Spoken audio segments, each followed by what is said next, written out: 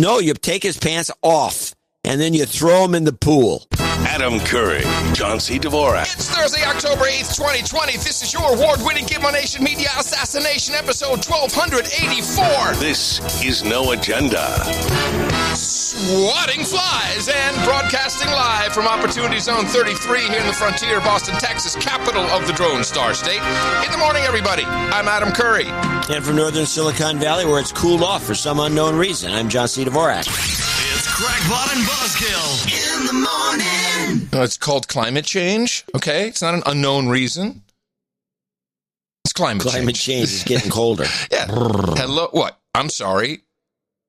Crazy snow and stuff, that's always climate change. So, oh, yeah, that's true. So I think you're in the middle of climate change. In fact, the traffic jam was climate change the other day. Yeah. Oh, man.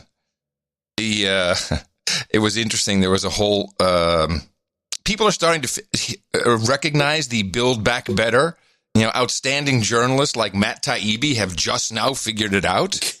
He was like, oh, my God, who plagiarized? Boris Johnson or was it Joe Biden? And I learned that if you go to any one of them, but I like Bingit.io, the search engine, and you just type in Build Back Better. Bing it. Just Bing it. You type in Build Back Better. It shows you the first 2 pages are all the clips we've played from all these globalist elites. And so that went viral, man. Everyone's like, oh, look at this. Look at this now. Yeah. Build Back Better. I even got a supercut. Oh, that's what you're leading up to. Well, it's only... All right, I'm game. Well, before we get into the debate, it'll be fun. 4 sets of priorities can guide the response to Build Back Better and achieve the Sustainable Development Goals. Yeah. So the vice president took the approach of saying, we're not just going to try to plaster over the cracks and put some props in where it's falling apart. His approach was to say, we're going to build it back better. We're going to take an economy that had a lot of problems and we're going to make this economy work better going forward. Okay. That's the right approach. Good news. This election is about building this country back better. Oh, thanks, Cam. And that's what Joe and I will do. So Africa can build back better, greener, more integrated, and resilient. Rekindle the Canadian economy by building back better. Canada. We need to seize this moment to be creative about how we reposition the national economy. Resilience is so critical, and I think takes on even broader meaning when you have a pandemic. But this moment also gives us a much greater chance to be radical and to do things differently, to build back better and to build back bolder. And so we will be doubling down on our strategy. Yes. We will double down on leveling up. But this election is not just about him. It's about us. It's about you. It's about what we'll do. Over the last 2 weeks, I've shared my agenda for economic recovery. I call it Build Back Better. Because we can't just build back to the way things were before. We have to do it better. It's gotten so crazy. Remember we noticed that Kamala and Joe hadn't really done a lot of Build Back Better. Now they are doubling down. They're saying it everywhere. And they coerced this poor lady, Lourdes, into writing a song for them. We're gonna build back better our democracy and restore humanity. You got to see the video, too. It's great. Oh, my God. Build back better, baby. People think this is an end of show makes a joke, but no, it's not. It's not. Anyway. So that's what we're up against, people. Build the back better. Well, they stopped talking about it, and then all of a sudden they're doubling down. I think they had quotas. I definitely had quotas. Someone put out the call. Hey! Those boys you guys aren't keeping up. Those boys that No Agenda are noticing you're not your quota's down. You got to keep it up. Definitely. This is nothing less than pathetic. And then the Lord's song. It's quite interesting. Well, that's like these idiots are naked ad. You've seen this. Oh, my God. I thought of clipping it, but when I listened to it. Oh, you did? Let's play it because I have the whole thing. I mean, it's kind of long for you'd think an ad they keep it at 60 seconds. No, it actually goes about 150, but I cut it off at 137 because they just played music at the end. But you get the idea. You have a bunch of these arrogant celebrities supposedly naked. I doubt it. What was the point? They didn't show them naked. They were from the waist up with the topless. And you get this. Yeah, what's it titled? Naked. Oh, gee. I'm naked. I'm completely butt-ass naked. I'm naked. I'm like naked. There isn't a man behind me. These are my hands. Why you want me to be naked? I know what you're thinking. You're thinking, Ruffalo, put your clothes on. To be honest, I wish I could cover my hands with my boobs, but here we are. I'm here to talk to you about voting. Did you know that ballots could... Dude, did you see, because Chelsea Handler, who you just heard, she flashed him for a moment? Did you see that?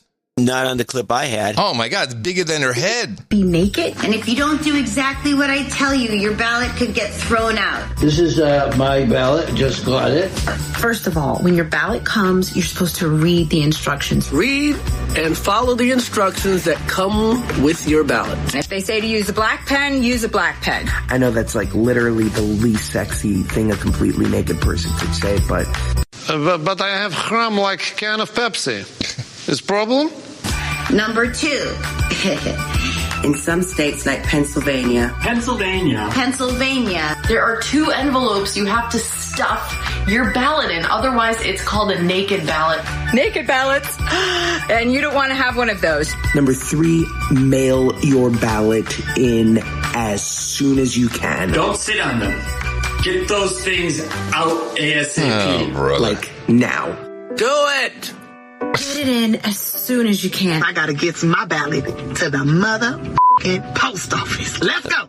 Please vote. Take your clothes off and vote. Vote, vote, vote. Everyone's voice matters in this election. Please vote. America needs you. You know, the celebrities are making huge mistakes. Hollywood is so dead. I mean, besides this, which no one cares about, everyone is sick of them, sick of their homes. They're bitching and moaning. Now they can't get enough attention, so they have to be naked. Oh, gee, that's really funny. We haven't seen that done since, I don't know, the 70s. Oh, yes, I'll be naked. Then people will pay attention to this ad. Now we've got all these table reads. So you get a bunch of actors and the top-notch A-listers, and they'll do a Zoom call and they'll read the script to Fast Times at Ridgemont High. Now Dazed and Confused is going to be done in Texas here in Austin. Of course, it was shot in Austin. It's like... Well, I agree 100%. These guys are a-holes. But let's get back to this interesting point here, which is that this is like a lecture, especially aimed toward Pennsylvanians, about... This is telling the Democrats and these voters that they're extremely stupid and they can't follow instructions. So we have to tell them, follow instructions, naked ballot. You got to put this envelope in that envelope because you're too dumb to read anything. You're morons. And this is an interesting contradiction to the old thesis that, the Democrats are all the educated people. They're the smartest people in the world. They got the big degrees and they know what they're doing. And they're so educated. And the Republicans are dummies. I want to go right to the debate with this one clip and tell me this isn't talking to an extremely illiterate, stupid population to even bring this up. This clip is called Debate Kamala Defined in Debt. Trump owes and is in debt for $400 million. And just so everyone is clear, when we say in debt, it means you owe money to somebody. Now, let me just be clear. Mr. Vice President, I'm speaking. I'm speaking. It's when you owe somebody some money. If it's a creditor, then someone owes you. Like, yeah. So this is their educated electorate. This is the Democrats' example. They have to tell people how to put an envelope in an envelope, and they have to explain what debt means. Because none of their voters know what debt. I never heard of that. All of them are in it, so I don't know how they could not have heard. Oh. I found it to be depressing. Well, let's talk about it. That's what they're doing. The Democrats have got the dumb voters. Yeah. I mean, you really have to be dumb not to know what debt means and have it explained to you on national television by a vice presidential candidate like that. All right, let's get into the debate. Top line, what did you think? I thought it was a couple of problems. I don't know that there was a clear winner. I thought there could have been. Pence had passed over a number of opportunities to throw a zinger in. Refused to do it. He's very genteel. She was, short of her cackle. She didn't use it, which was a smart move. No cackle. That was a very big plus for her. But she had her sneers and her smiles and her rolling her eyes and all the rest of it. The big, grin, the shit-eating grin. She does that. She lied. Just blatantly lied. Yeah. I mean, it was just like, let's just lie. Well, she brought in the debunked Putin's bounties on the soldiers, and she went through a long explanation about it. Very fine people showed up. Let's just stop for a second at the very fine people. During the presidential debate, Biden said this, and Trump was like, "Yeah, just play the rest of the code." He didn't really counter it. And I think we discussed that. To me, it looked like he was setting some kind of trap. And here you have Kamala saying, because it is the reason why Joe ran is because of this lie. And then Kamala did it. And Pence pushed back a little bit. It's like, no. But it's only 1 minute. And because everyone says it's debunked, but no one ever plays the clip again except us. So let's just do it one more time for those who are wondering what those nutty guys are talking about. But you also had people that were very fine people on both sides. You had people in that group, excuse me, I saw the same pictures as you did. You had people in that group that were there to protest the taking down of, to them, a very, very important statue and the renaming of a park from Robert E. Lee to another name. So you know what? It's fine. You're changing history, you're changing culture, and you had people, and I'm not talking about the neo-Nazis and the white nationalists, because they should be condemned totally. But you had many people in that group other than neo-Nazis and white nationalists, okay? And the press has treated them absolutely unfairly. Now, in the other group also... All right, so that's basically the quote. What I was expecting is Pence to say something like, well, if you want to see exactly what the president said, go to debunkedbullcrapquote.com. I mean, that's all he had to do. It was so simple to set that up. It's weak. It's weak. Now, I'll say I was impressed. I expected Pence to be much worse. Oh, he's steady. I'd never expected him to do bad. He was. I just think that he missed opportunities and he overran the time too much for no good reason. It wasn't as though he had big punchlines to deliver and he was being stepped on. No, he was just dragging his ass. What I realized is he was doing his radio guy thing. Because if you listen to his old radio talk shows, he's talking like that, and he will just keep talking and talking. He drones on a little bit, and he just keeps going, and he feels like he can just complete his point even if someone else is talking right through him. So, yeah. But Kamala, I think she had some real problems, like when the Supreme Court came up, and she's like, here's what she said. I'm so glad we went through a little history lesson. Let's do that a little more. And then she came up with some complete non sequitur Abraham Lincoln example, which didn't really work. It wasn't clear, and she was just blah, blah, blah, rattling it off and trying to get it out. But most surprising is the reaction I've seen from people is, oh, it was boring. There was no fireworks. Nothing happened. Oh, yeah, we can't have it. I agree. It's never any good, is it? We get fireworks, and we're all pissed. It's the funniest thing. It's like there was no fire. Wait, you were just moaning and groaning about Trump and the Biden debate being too argumentative. Yeah. And now it sucks. I found that to be very interesting. I was like, well, so after the debate, then I know you have clips, and I have one or two. I immediately went to see what was going on. Fox were the first, I think, to make the joke about the fly, which was fantastic. That was an outstanding moment. That fly was actually, he was stuck. He got stuck in his hairspray. Yeah, he could not leave. And I wonder if it wasn't a miniature drone, because that was so well timed. Wow. so well done. No, that was just off the hook there. And I was thinking, what do you say if you see that?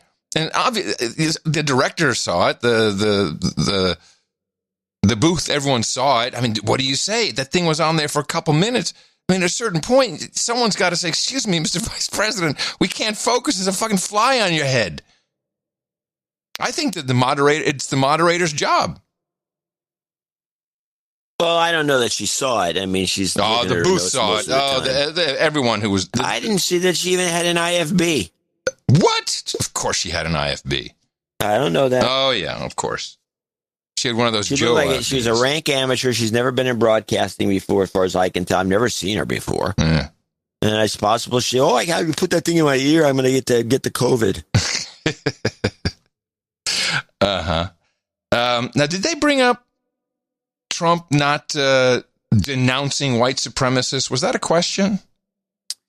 I don't know that it was no, it was not a question. But it could have come up in the conversation.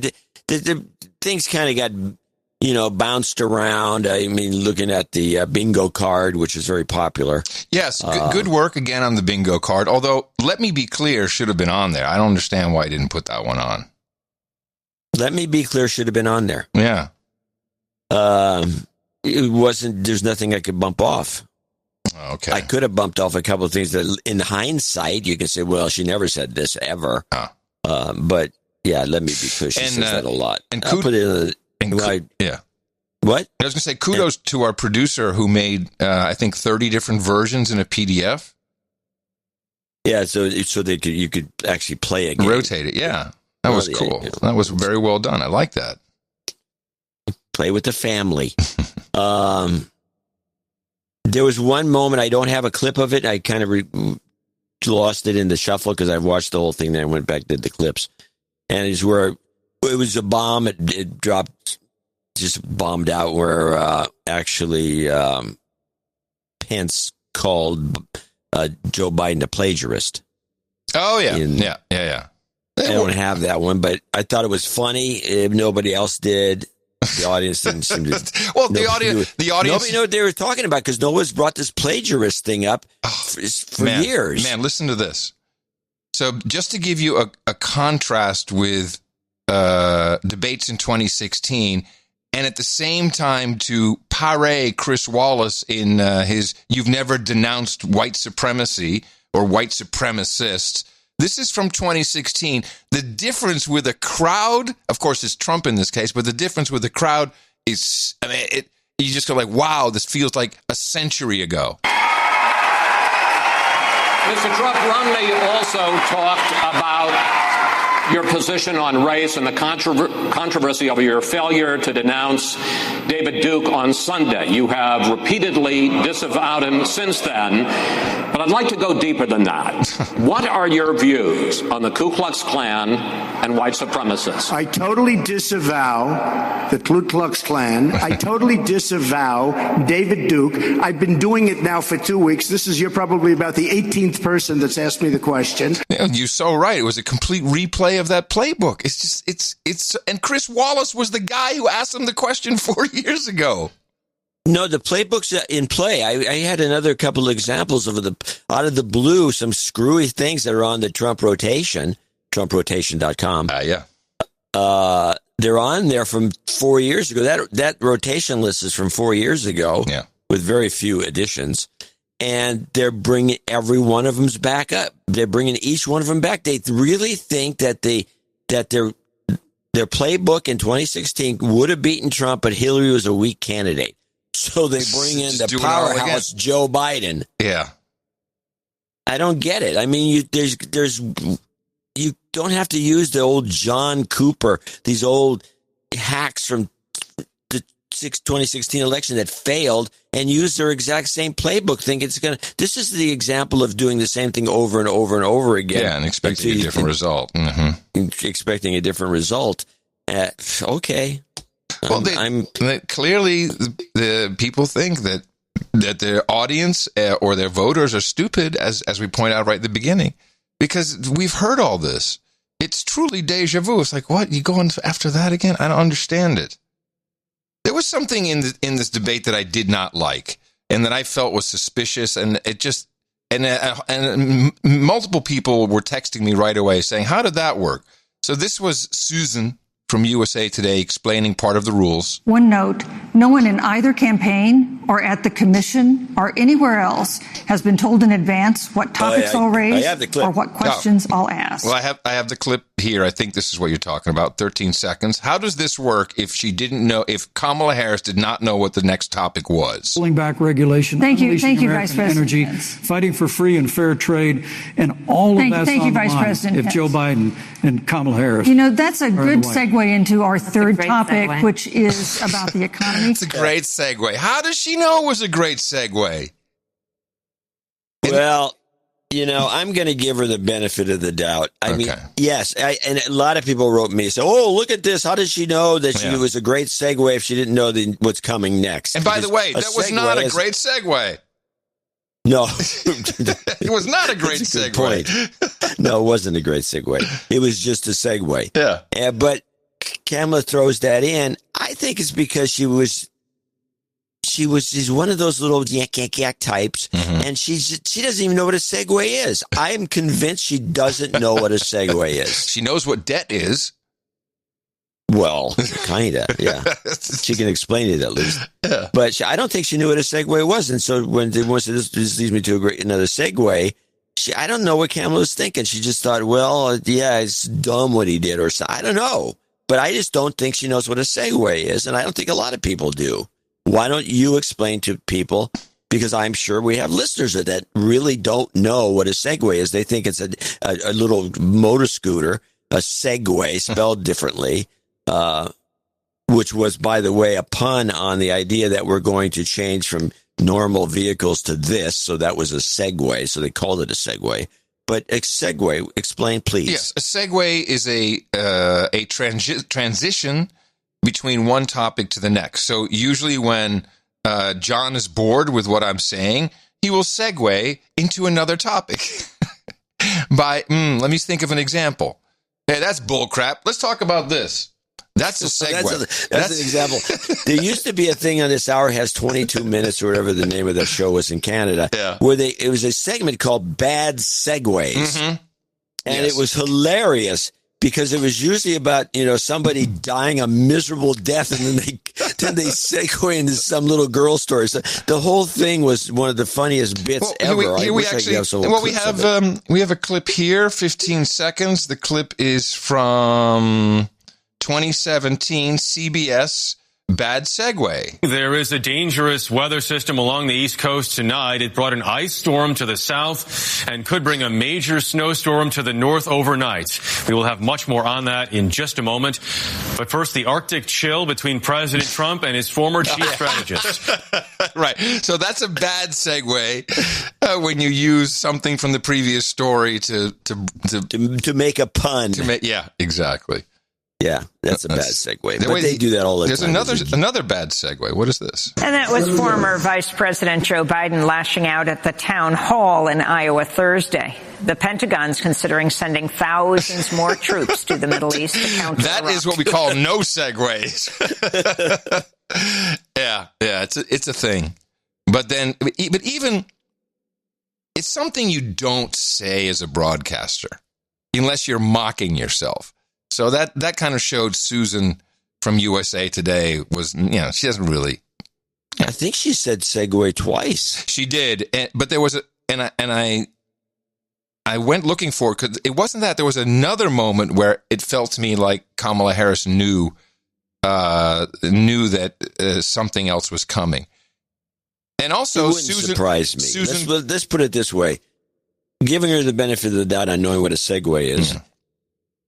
It wouldn't surprise me if I was wrong and she actually did have some intelligence about this thing. Because they have to put it in the prompter. She had this huge prompter in front of you. She saw it at the beginning, which I thought was a mistake shot. Yeah, I've seen But they showed this woman, and they showed the prompter way back in the distance. In the opening, when she started reading, when opening the show. And it's a big, giant thing. Yeah. And she's reading from it. Somebody has to put those words into the prompter. They can just as easily, once that's done, you just, I'm the only one who knows. Yeah. It's bullcrap. No, the guy who wrote did she type into the prompter? I doubt it. No.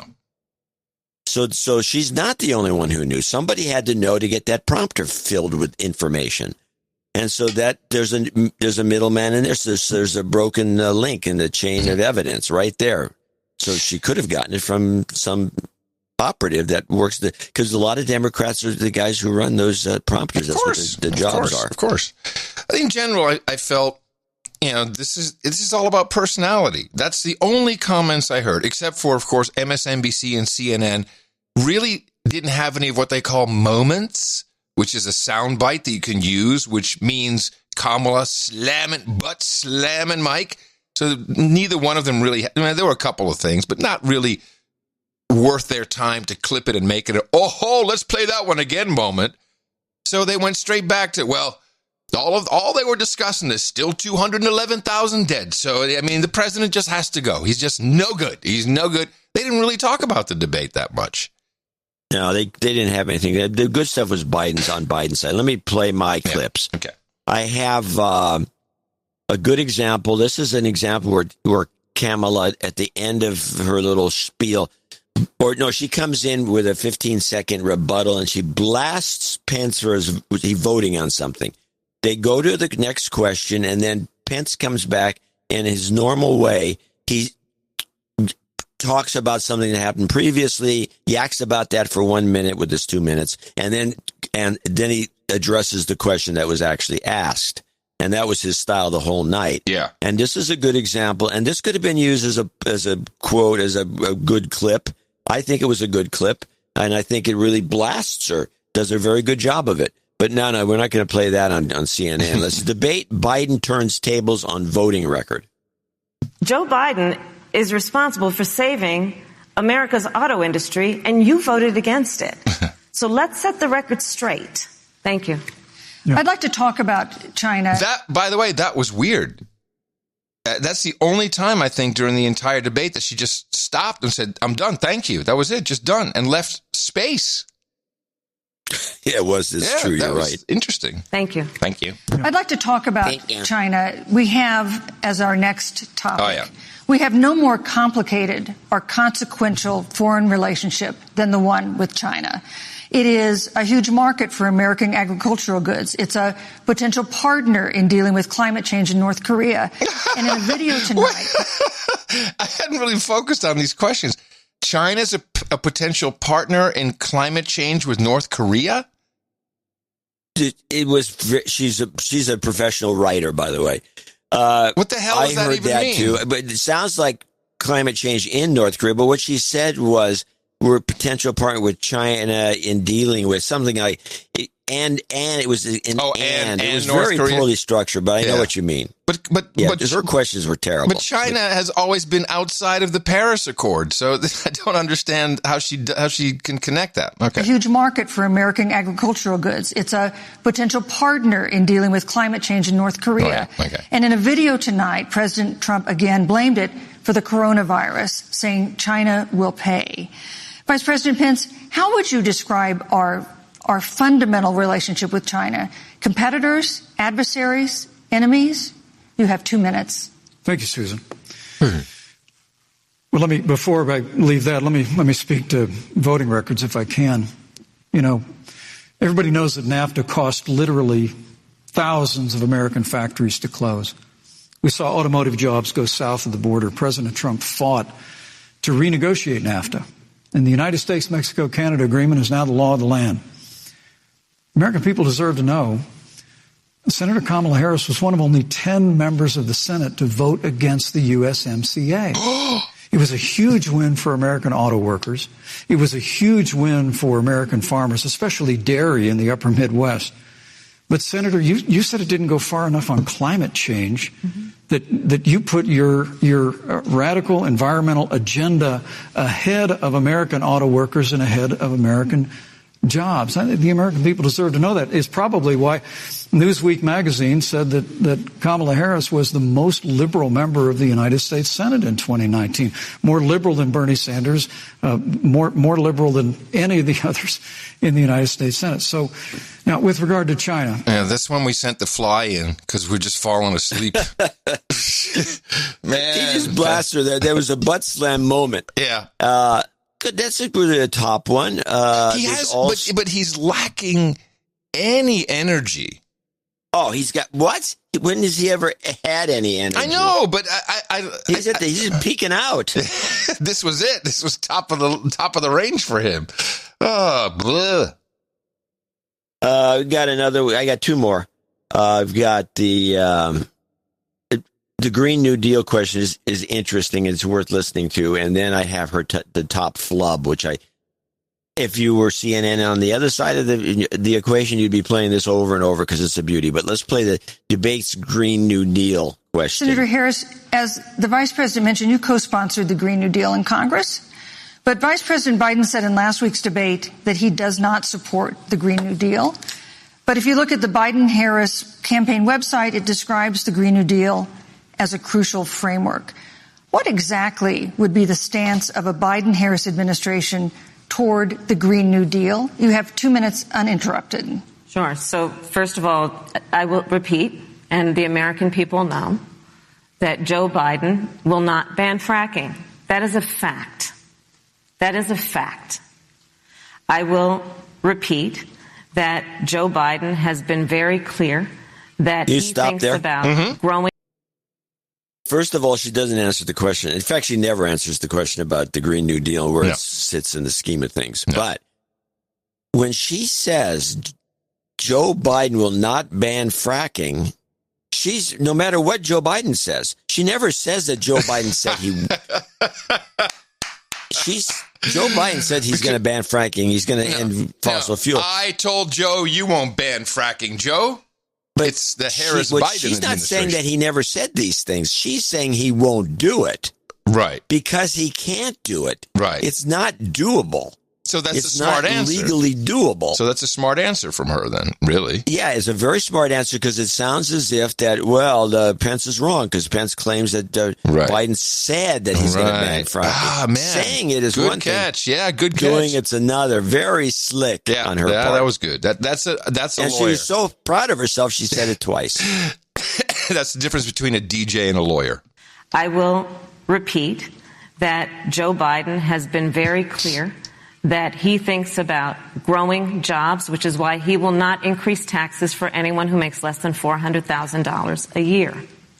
Joe Biden's economic plan, Moody's, which is a reputable Wall Street firm, has said will create 7 million more jobs than Donald Trump. Stop this. Yeah, I had to stop here, too. Because, first of all, you're praising Wall Street? Are you insane?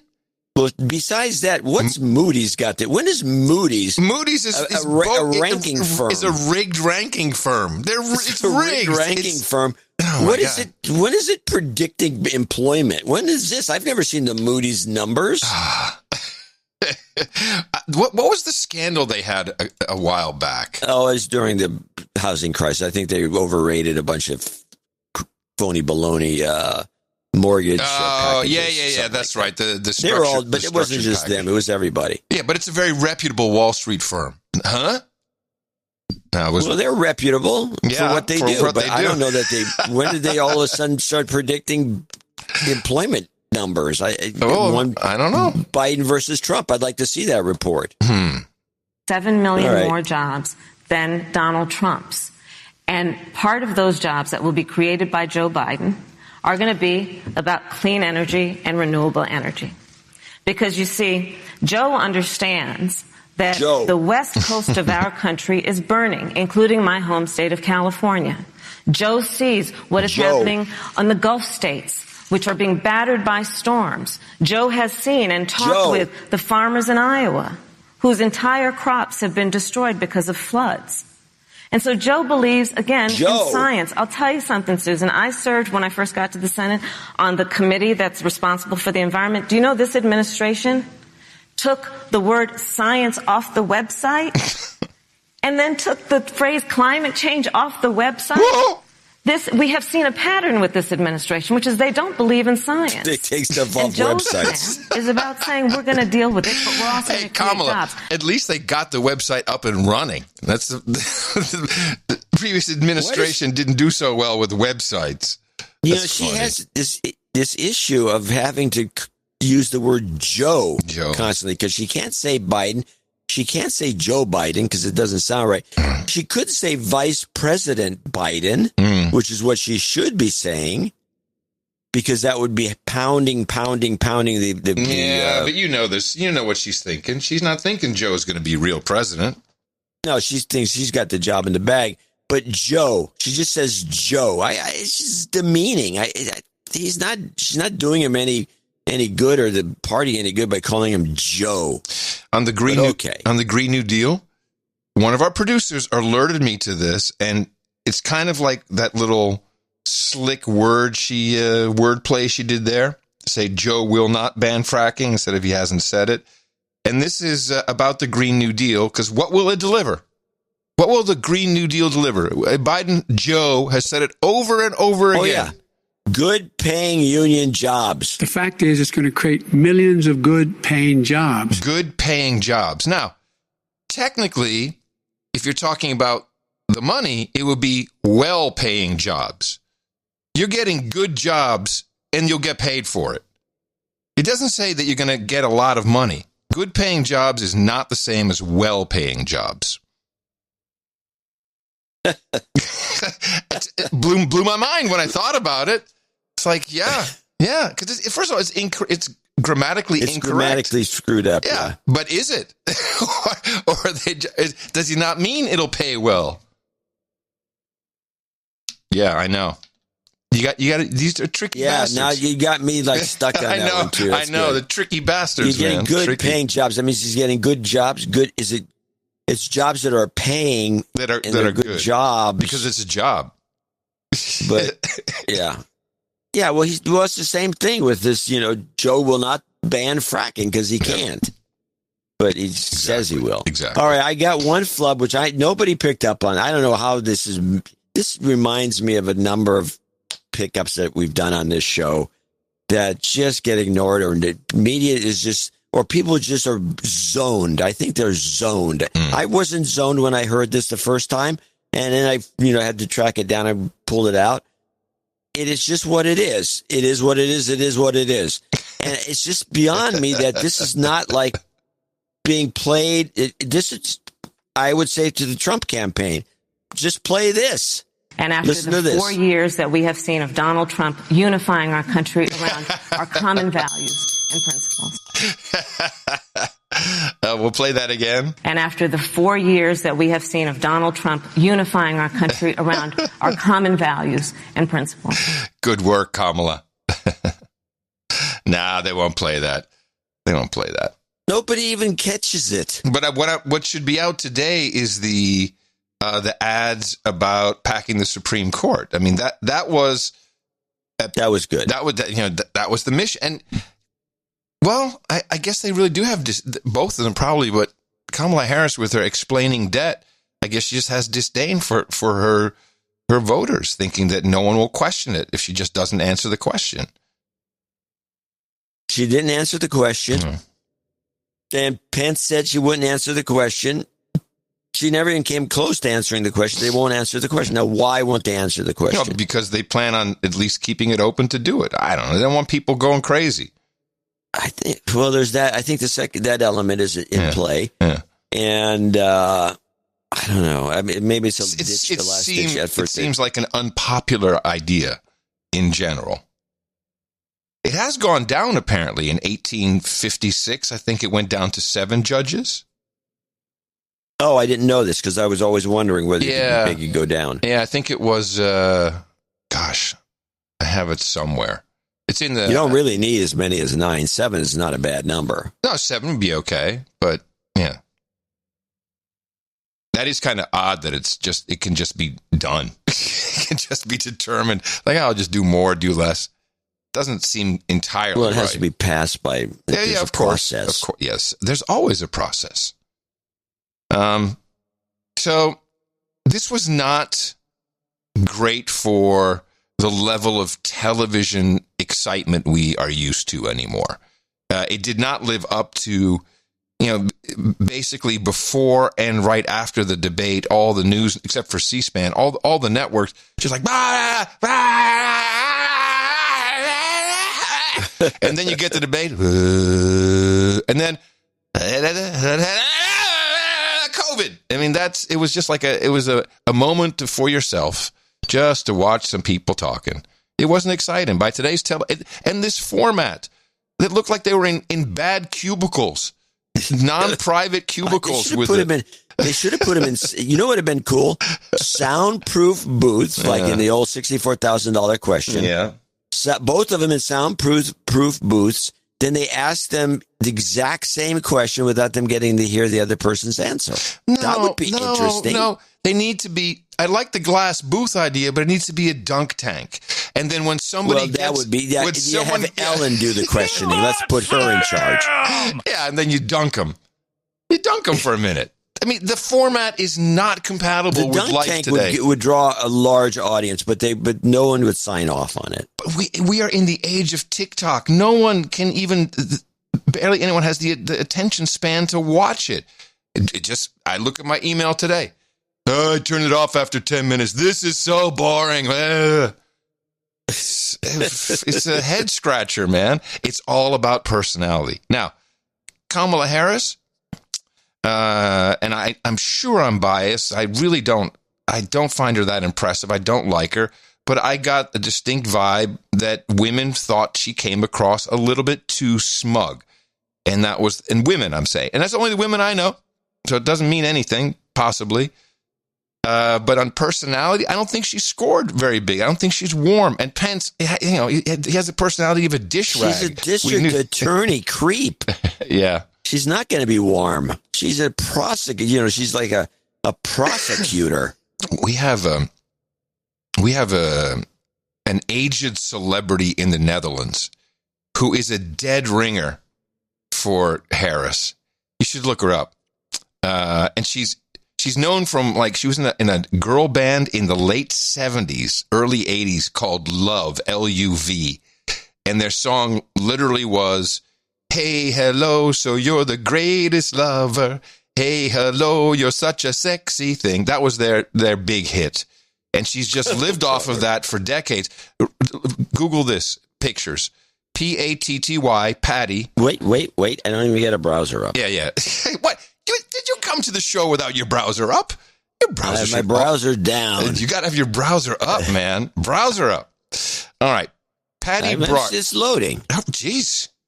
Patty Bart. Okay, sock it to me. B-A-T-T-I. Patty, last name Bart, B-R-A-R-D. And tell me that, and by the way, she's a horrible woman. Tell me she isn't a ringer. Oh, God, yes. Right? So, and I got buddies in Holland who were up watching, and it's me. It's not really. It's only one aspect of her. She's got the exact same mouth. It's the mouth, the skin tone. No, the skin tone in the mouth, but her eyes are totally different. Her nose is not close. And believe me, she's just as irritating. So I have a strong visual rejection of Kamala Harris. I can see for that very reason. Isn't that interesting? Yeah. She could. Think about it. If they win, then if they get the White House, then Patty Bart could be one of those doubles. Body double. The body double. She could have a real Which career. brings up another topic of conversation. The body doubles. Yeah. Now, are you done with your debate clips? I don't think I have anything else. I don't think I got anything left.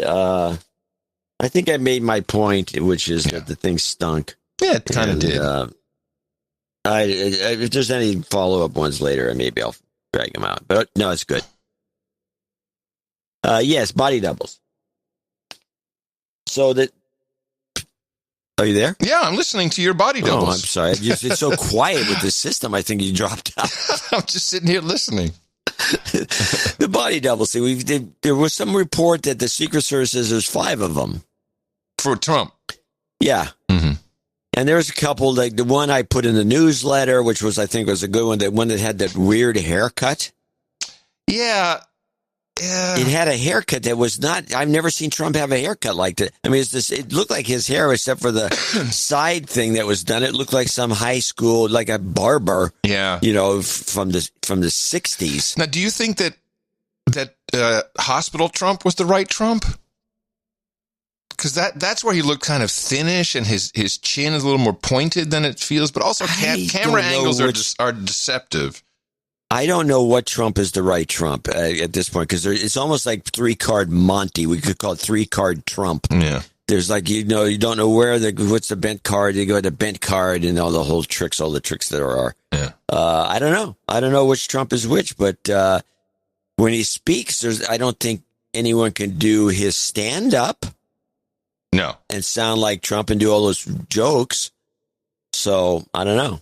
Well, that's peculiar. That's why, Trump that came could home be dead. Well, now let's talk, because we did see a version of the comeback kid.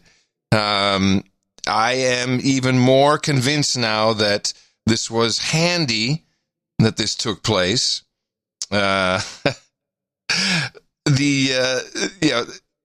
He was in on Friday, comes out Monday. And CNN, MSNBC, they just lost it. They lost it. They're like, what is going on? And, Trump had this, he's standing up there on the balcony of the White House. He takes off his mask and he gives that look. And I mean, I think it was MSNBC. This was absolutely the correct analysis. And we haven't heard one iota of humility, sorrow, or even the faintest hint that he now understands what millions of Americans do and that he will work to protect them. You heard none of that. This is a Mussolini moment. Donald Trump, yes, who looks like he has makeup on, which means somebody had to get close enough to make up his face with his favorite orange patina. He's standing there as if he is... a member of the old Russian Tsar family. Orange! Yeah, that is exactly what it looked like. Hilarious. And then we had over on CNN. Remember now, same with after the debate. It's all going to come back to the over 200,000 Americans dead, 210, 211. He doesn't care. No empathy.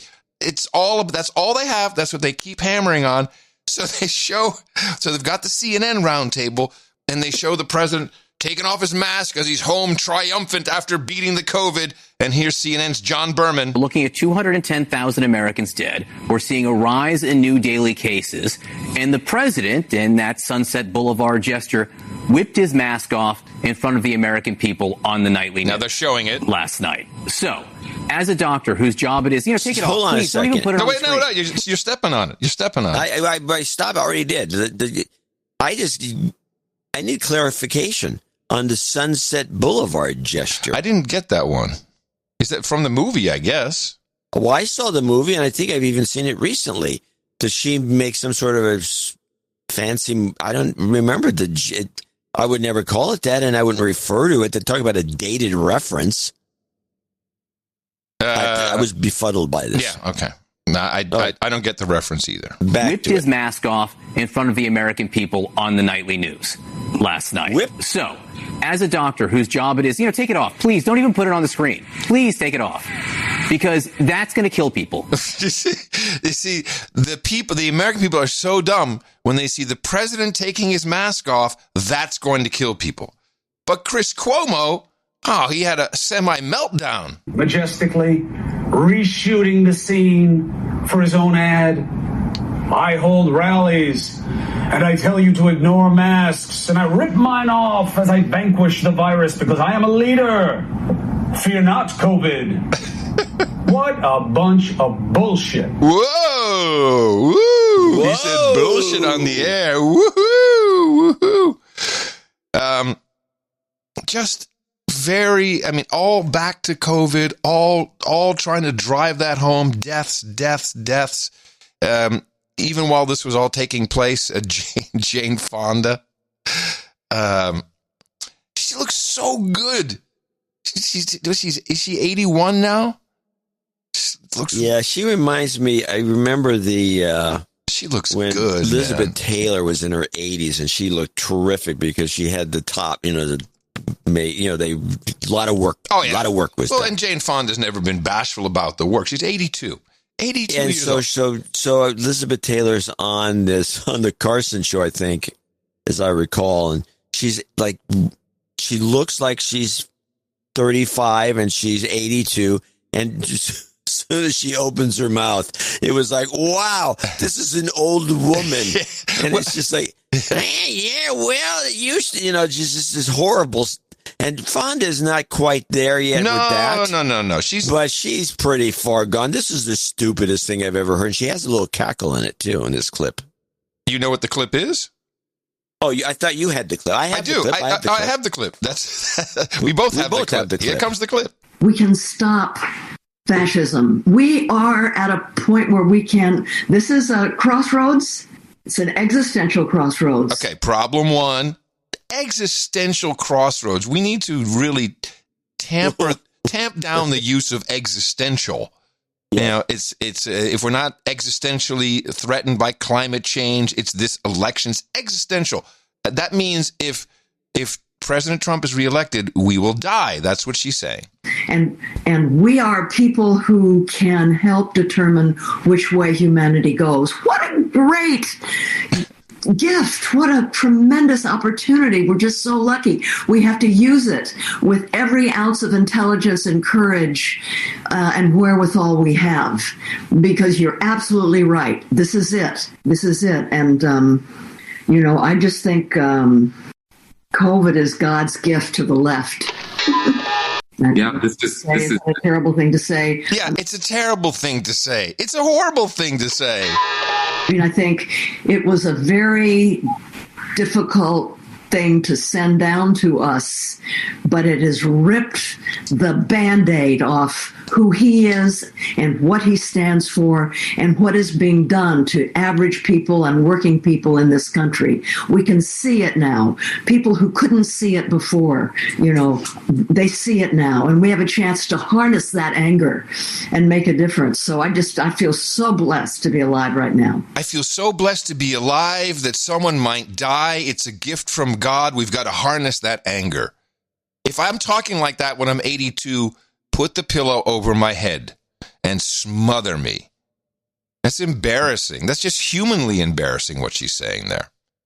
Yeah, I agree. But it all comes down to one thing. The president is now the comeback kid.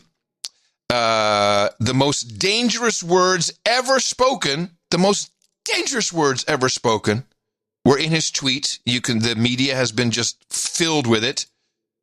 And the words, do not be afraid of COVID. Don't let it dominate your life. That sent everyone into a tizzy. But a couple of things happened here. So first, the president went to the hospital. He pushed very hard on a new form of treatment, which does not actually have FDA fast track emergency use approval yet. The antibody treatment, which he just calls Regeneron. But he also did something else. He opened up a new channel of communication.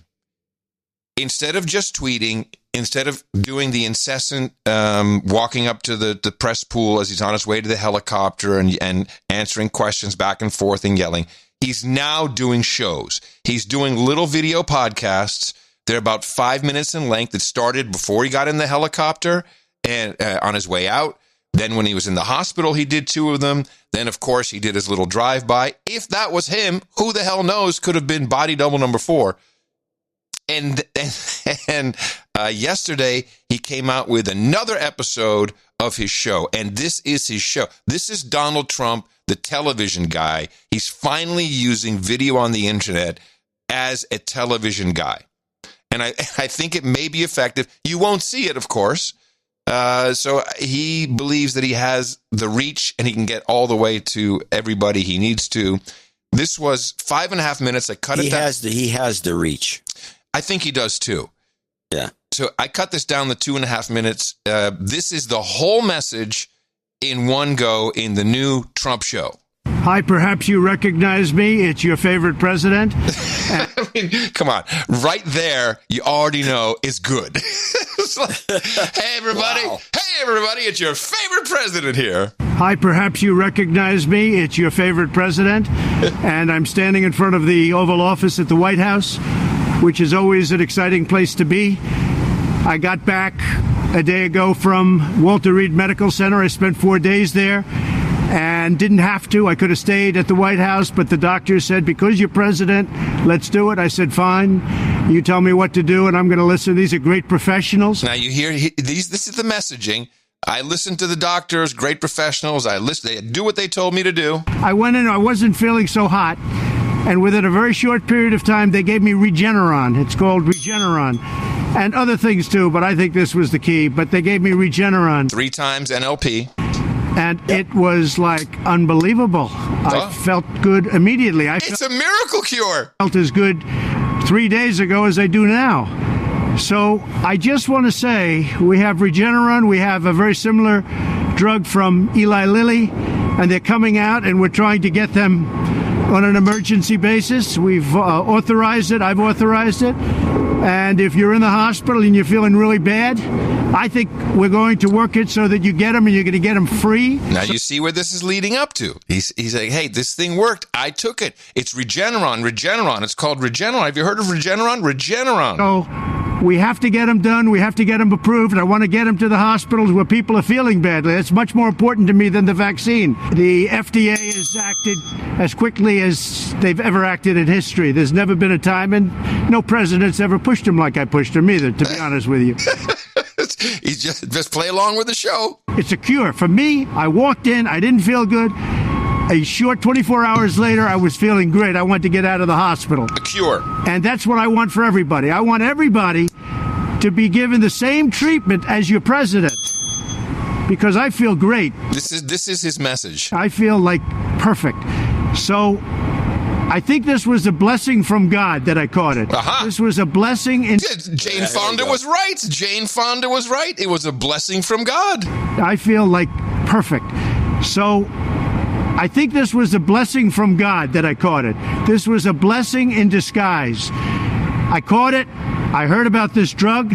I said, let me take it. It was my suggestion. I said, let me take it. The warrior said, I'll do it. I'll make sure it's safe for the rest of the country. I'll cut off my own leg. Yes. I said, let me take it. It was my suggestion. I said, let me take it. And it was incredible the way it worked. Incredible.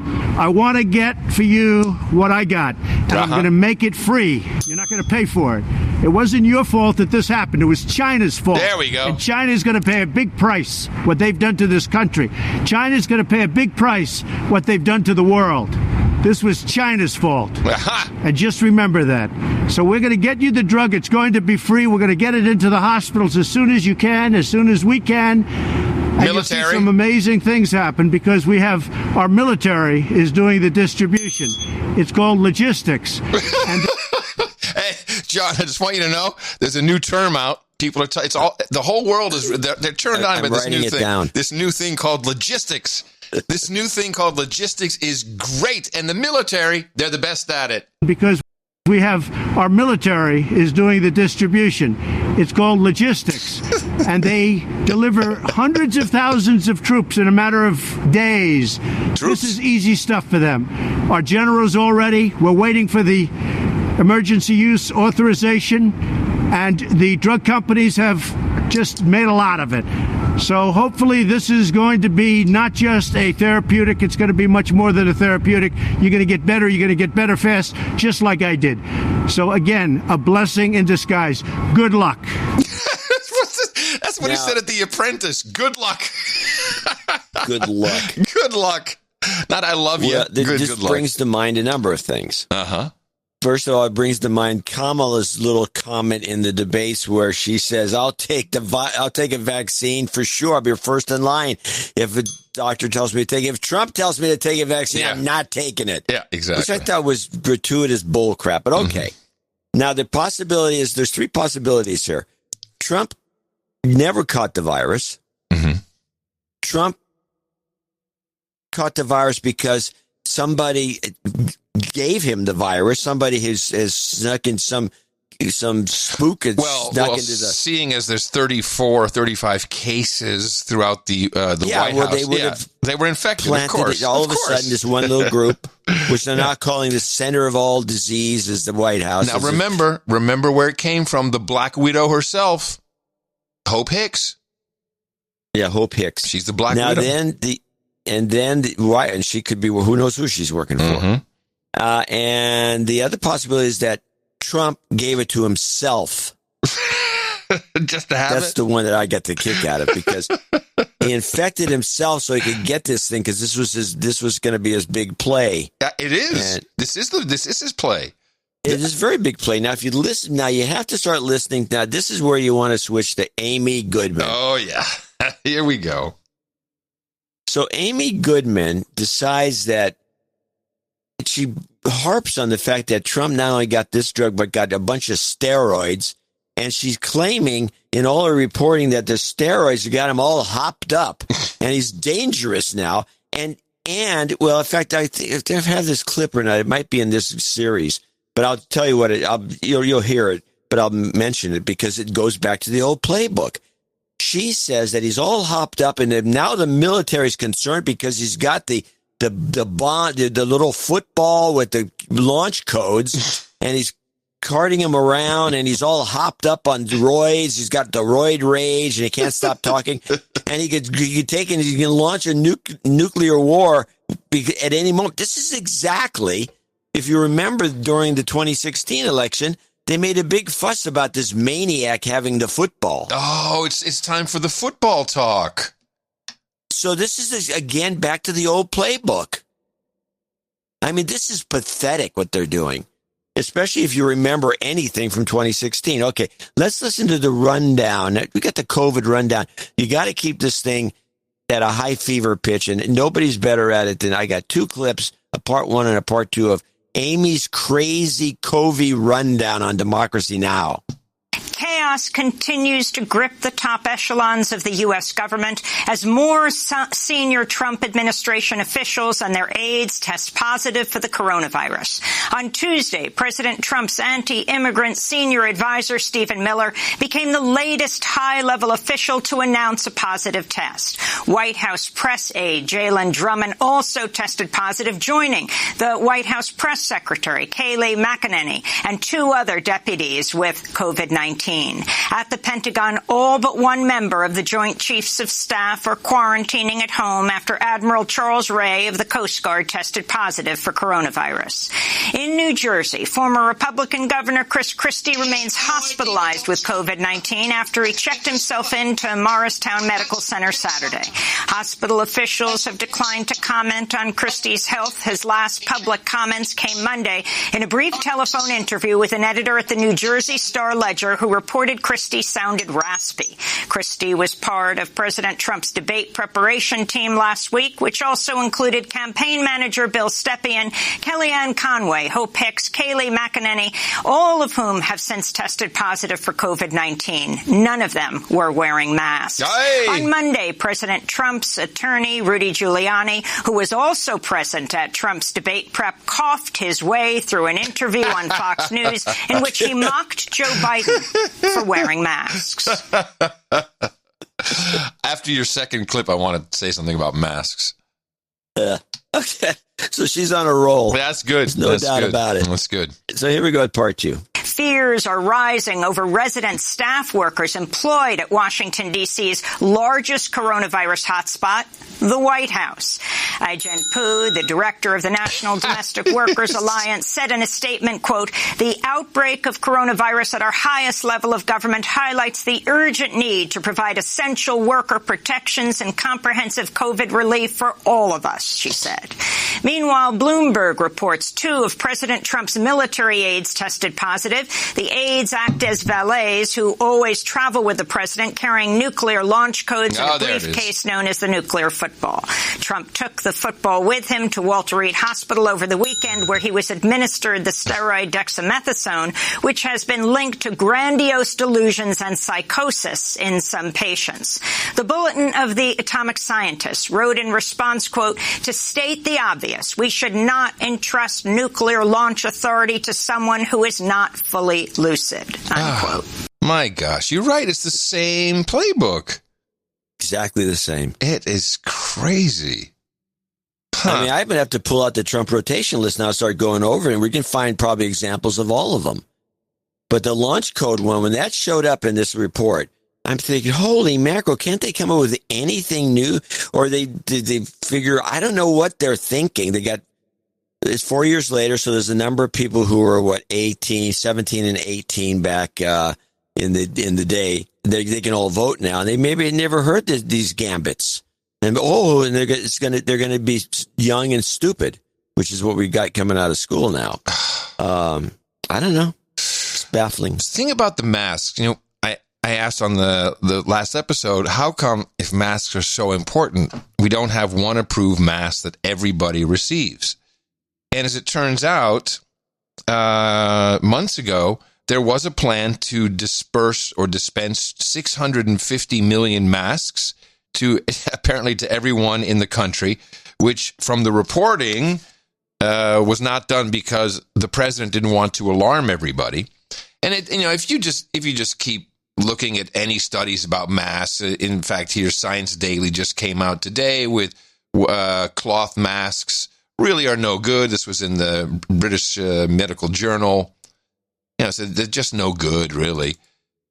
I'm thinking this could also be, and I'm going to start view it this way, this could also be part of a very smart strategy. I mean, you are essentially either receiving bits of virus or shedding bits of virus if you are susceptible or you are sick, or you have it, not sick, but you have the corona, SARS virus. Maybe it's a strategy to slowly get us to herd immunity. It's certainly going to result in that because they don't work. So everyone feels bold. They're all running around, breathing on each other. It's actually going to give us herd immunity. It could be unintentionally one of the best strategies ever thought up of. Maybe. No. I don't know if there's any strategy going on, but it's mine now. I will say this about the mask. This has been drummed into people that somehow masks do more than they do. And I will reiterate, anyone who uses those surgical masks that you can get by the bulk, and the ones I use, the blue ones that are kind of had a little metal thing at the top you put, you pinch around your noses if that does anything. Mm-hmm. And those masks, if you push it up against your mouth and try to breathe through it, you can't, because it doesn't. It's only good it's used in a surgery room, because if a doctor happens to sneeze or cough, that's what the mask is good for. It keeps that from going anywhere. Yeah. But it doesn't really do anything about your breathing. You're breathing out the side and up through the vent, and anyone who wears glasses knows it fogs your glasses. I mean, let's get a clue here about these things. Yeah. And I'm reminded of some of the things I saw last night on a television show. One of these British mysteries on PBS. I watch most of them. And so I watch a lot of them, not most of them. And so there's somebody's locked a priest in the confessional, and he can't get out, and she locked him in a closet, and she's actually committing suicide and doing a confession. They're both going to die because she's turned the gas on in the kitchen, and the house is filling with gas. Somehow the priest gets out, and as he gets out, he notices the gas is on, and he puts a handkerchief over his mouth. Yeah.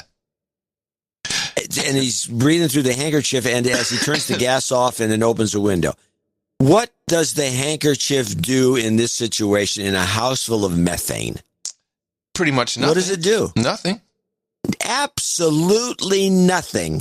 The methane's not getting stuck on its way through the cloth. Methane is a gas. It goes right through the cloth and right, into your lungs. And you see this all the time on these shows where somebody puts they go into the garage. You see this in mysteries a lot. The guy's killing himself with carbon monoxide. And so the garage is filled with carbon monoxide. They pull out handkerchiefs and put it over their faces. No, you're breathing. You got to hold your breath. You're breathing carbon monoxide through the handkerchief. Would you please stop bringing science to the show? You're ruining entertainment. This is not good what you're doing. People, it's just bullcrap. Rotate, zoom, enhance. We have been brought up with this, and it's a subconscious thing. We think that this is effective, and that's why the Gators they're funny, but they don't do anything. Yeah, they give me herd immunity slowly. Yeah, they probably are giving you herd immunity.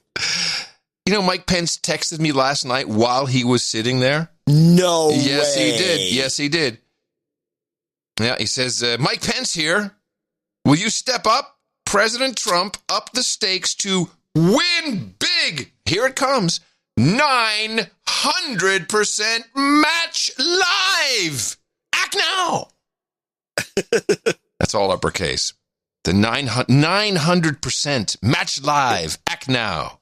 Well, they probably tested that. If you probably get one or two test emails, I would, this is what you do when you're doing this kind of work. Yeah. And they're testing 900% against 9X because it's the same thing. Yeah.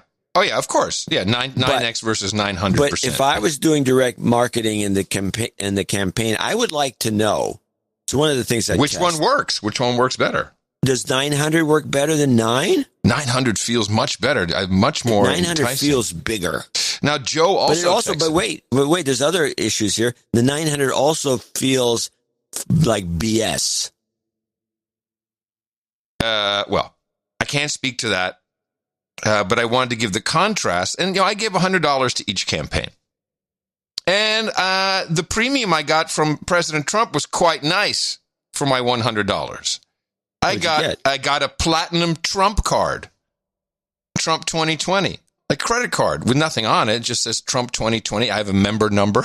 I love the member number. Yeah, Trump 2020 platinum member for my $100. You're a card-carrying Trump fan. I am now, yeah. But, I didn't really get any premiums from Joe, but I did get the text from Joe. So you heard you heard Mike Pence's pitch. 900% match. Now we get, hi, it's Joe. Isn't Kamala doing great on the debate stage? I can't wait for her to be our nation's next vice president. To put it simply, that can't happen without your support. You know that I hate to ask, but we're counting on supporters like you to chip in a couple of bucks when you can to help keep up the momentum in this final stretch. Will you please chip in $12 now? Now, they've been doing $12 for a while now, for about 2 weeks. I don't know how they come up with $12. But I think, they tested. That is truly two different voices, very different in approach. But both during the debate. Mike is great that he could do that while he was debating. That was really fantastic. Amazing. You know what would have been funny in the middle of the debate if he'd said, hold on a second, I got to send a quick message. To Adam. To Adam. That would have been even funnier. Well, so there is pushback coming. And things are stirring up. People are organizing. We have two major initiatives now underway, one by medical professionals who have posted something called the Great Barrington Declaration, which is great if you're an elitist. I think it'll have zero traction. These are Harvard guys. In fact, this is... what's this guy's name? This guy is Dr. Kuldorf. He's a Harvard Medical School professor, and he's a quick intro to what he's doing. So there's sort of a perception that lockdowns and contact tracing is something that the scientific community is behind, and there are some who are advocating that. But among my colleagues who are infectious disease technologists, most are in favor of a risk-based strategy or an age-based strategy where we protect the elderly and other high-risk groups while the younger will resume lives more or less normally. And that's what Scott Atlas has been advocating, and which... we now put out a declaration, the Great Barrington Declaration, and we put that out this morning, and there are already over 500 medical and public health scientists who have co-signed, as well as over 500 practicing medical professionals. So they're trying to do the kind of fight fire with fire. They're a really slick-looking website. It actually has kind of a whole World Economic Forum vibe to it, if I'm quite honest. And so they have all these... Barrington? I don't know. I don't know. I started to look at this document. And it's a lot of stuff, PCR tests, the whole thing. It's all the stuff we know. I don't know why they're calling it the Great Barrington Declaration. I don't know. I should have probably studied more.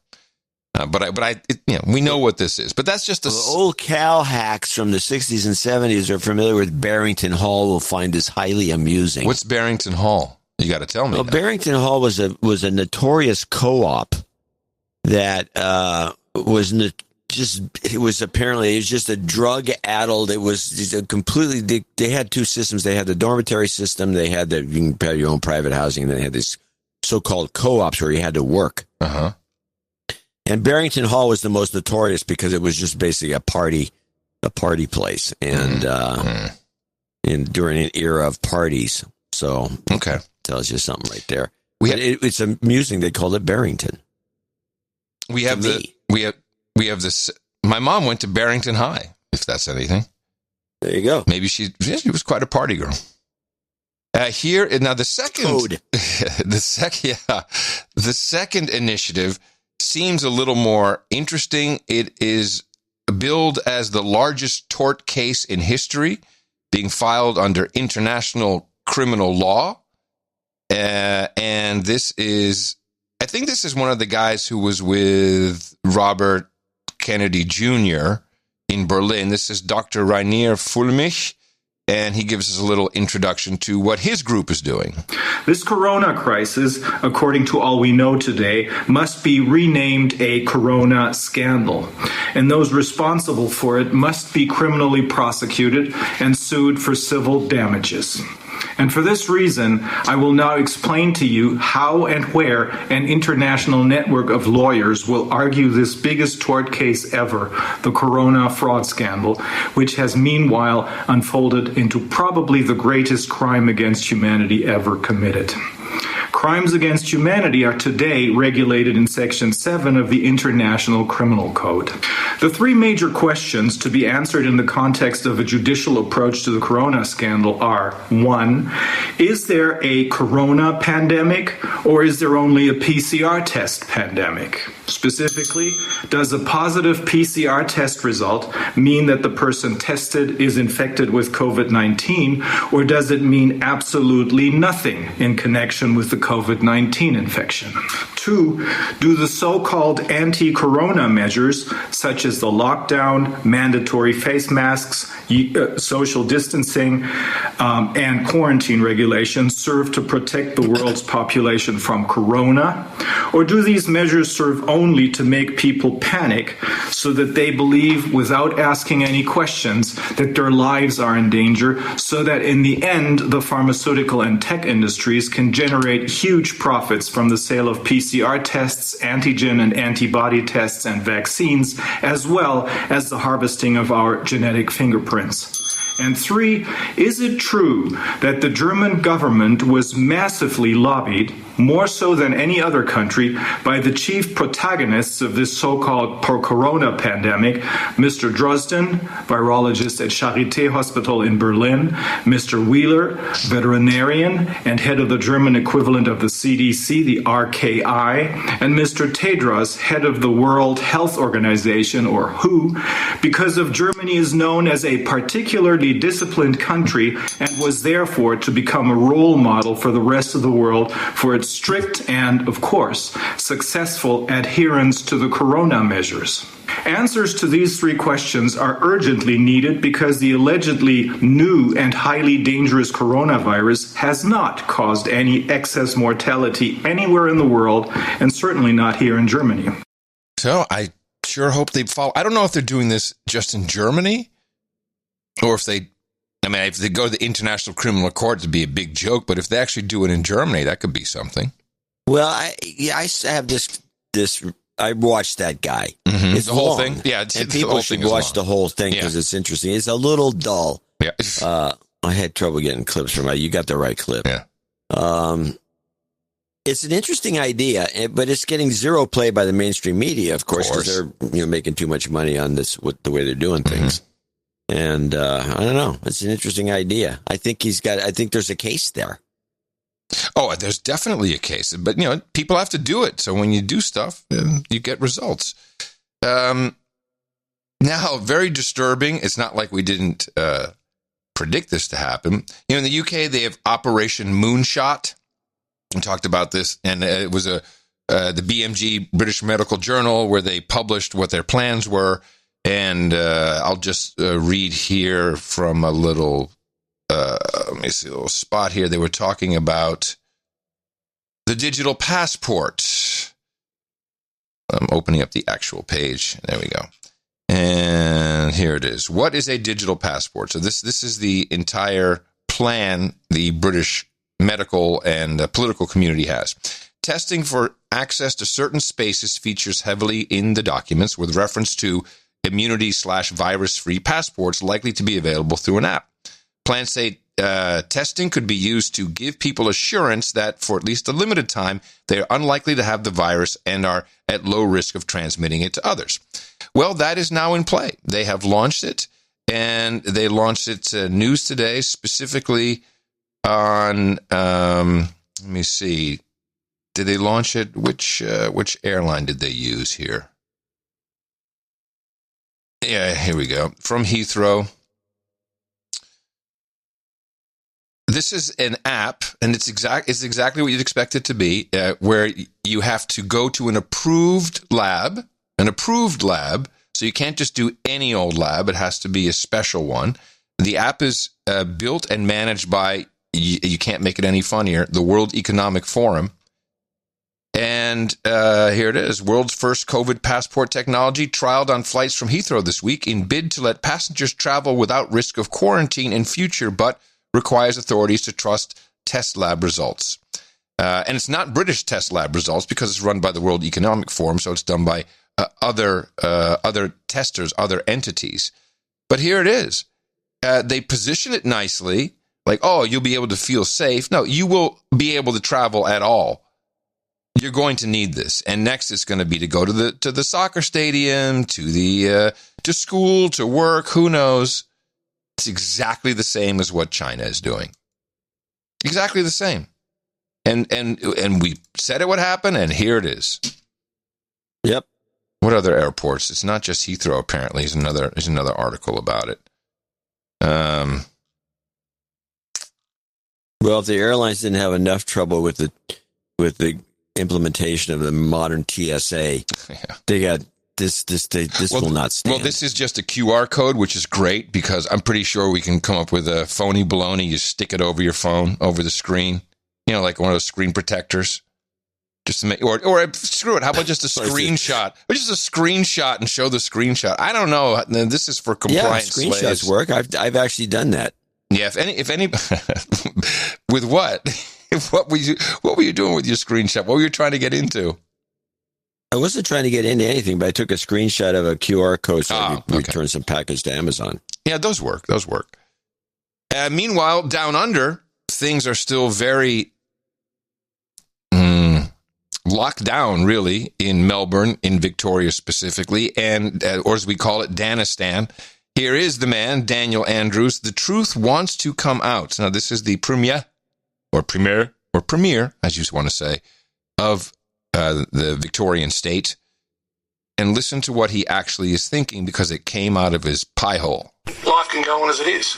But at the moment, what I'm seeing as Health Minister is a level of apathy, a level of complacency. I understand that, but I'm not happy about it. I'd also say this, the other area of danger is the place that we would normally consider to be the safest place on earth, our homes. You've already heard today that a number of the people who've actually now got the virus, got it in a home situation. And we'll hear more detail about that in due course. But it is both a safe place and a dangerous place. We must treat this new world order, this new world of COVID. We must treat this new world of COVID even in our own homes. What was he thinking when that came out? What did he say? Trick? It is both a safe place and a dangerous place. We must treat this new world order, this new world of COVID. He said New World Order. He meant New World of COVID, but New World Order came out. Oh, he said New World Order. Yeah. I thought that's what he meant to say. Yes. Didn't sound like a gaffe. He corrected it. I don't think that's what he wanted to say, but it came out all right. This is New World Order stuff. Oh, yeah. Well, we've established that on this show probably sometime in April. No, I think we established it over 10 years ago. Well, we established, yeah. But we didn't establish COVID. You're right. Exactly. We harp on it, actually. Yeah. And so we have Mayor de Blasio in New York shutting down, as the news story goes, shutting down 9 zip codes. Or is it area codes? Zip codes, area codes, I don't know. Including Brooklyn. And when he says shut down, that means you shut down everything. Shut down churches, shut down temples, shut down mosques.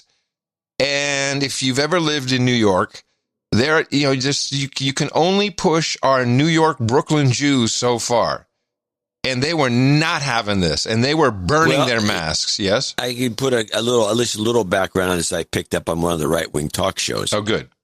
Is that if you looked? I don't have a clip. Okay. If you look at the stats of the various communities, especially the Black and Hispanic community in New York, and they tend to eschew the mask, and they have a higher rate of COVID per capita in those neighborhoods.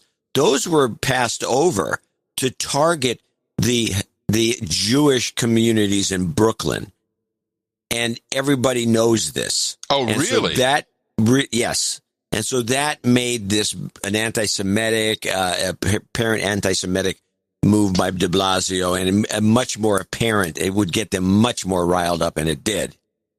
So they skipped over neighboring neighborhoods? Yeah. So he's pretty much just targeting the Jews. He's literally rounding up the Jews. Yeah. Well, at least this Jew had some humor about it. My people that have to die, I'm holding Mr. de Blasio and Mr. Cuomo personally responsible. I will file criminal charges. I will go after you personally. I will make sure that I sue you every possible minute. I will spend every single dollar I own just to get you. By the way, everybody, while all of our taxes went up, Mr. de Blasio's 2 houses, his taxes were down. It was moved down. Everybody should be hell happy. The guy's doing a stand-up show in the middle of the fire in Brooklyn.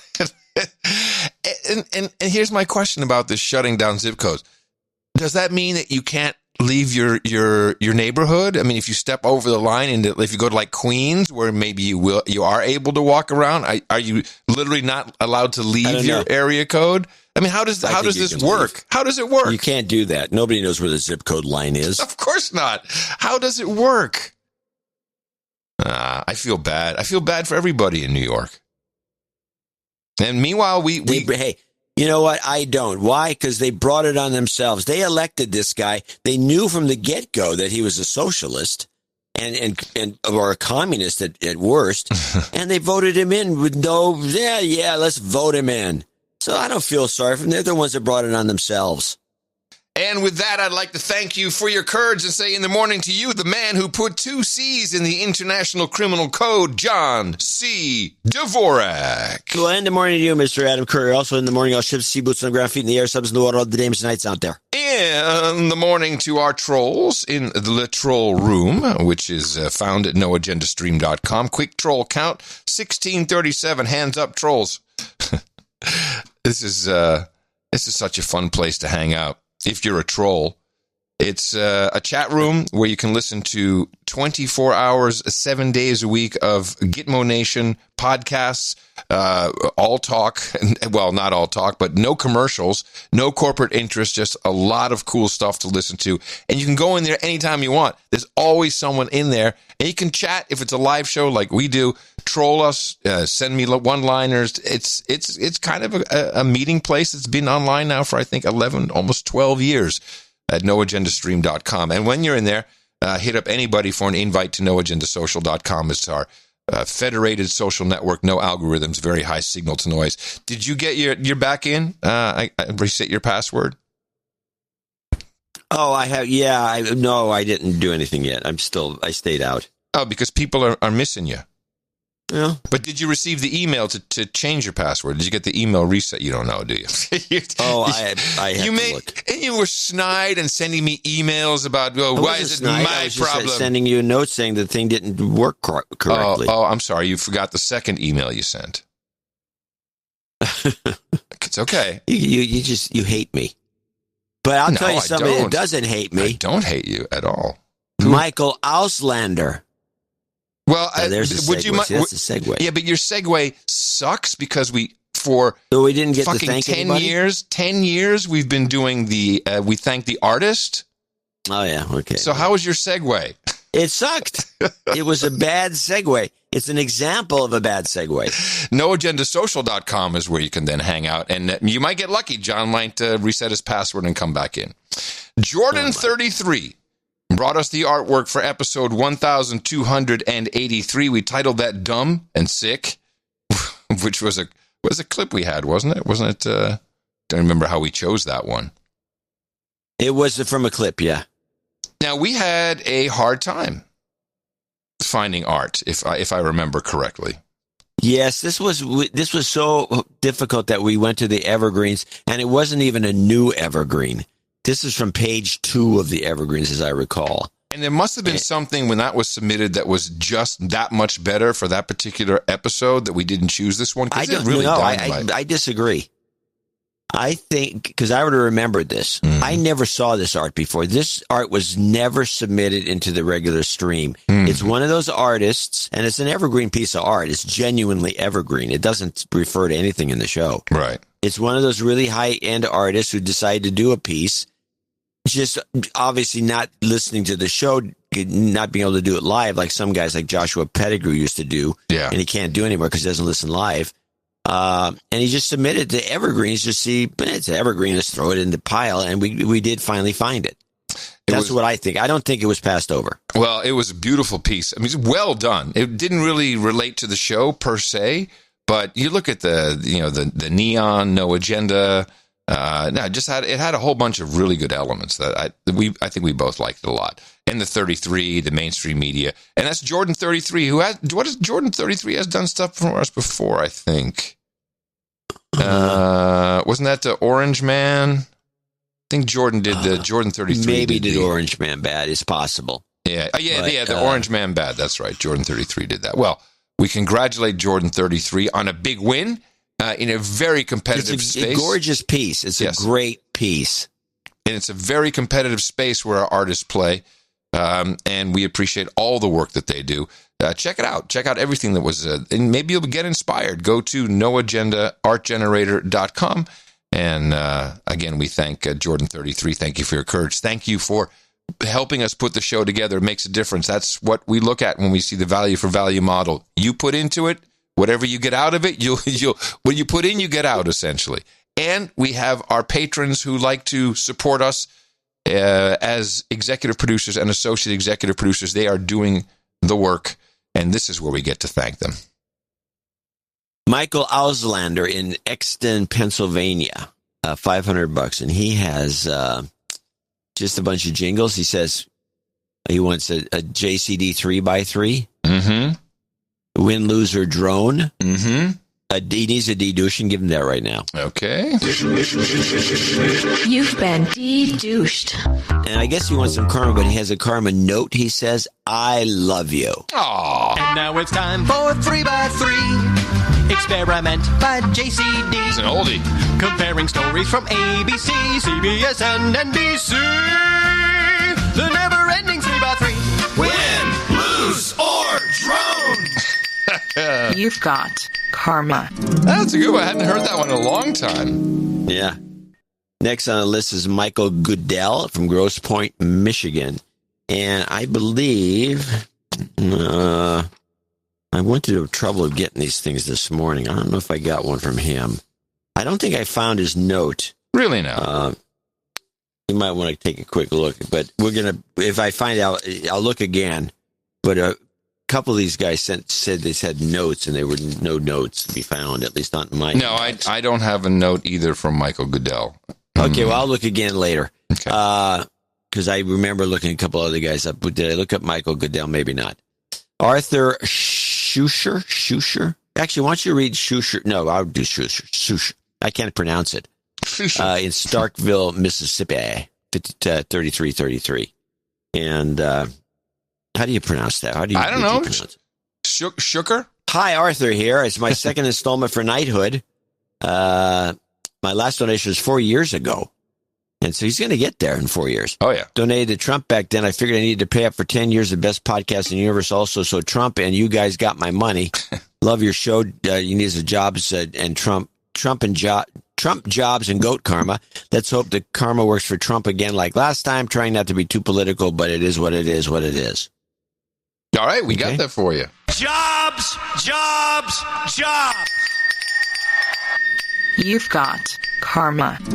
Worked last time for him. Happy to do it again.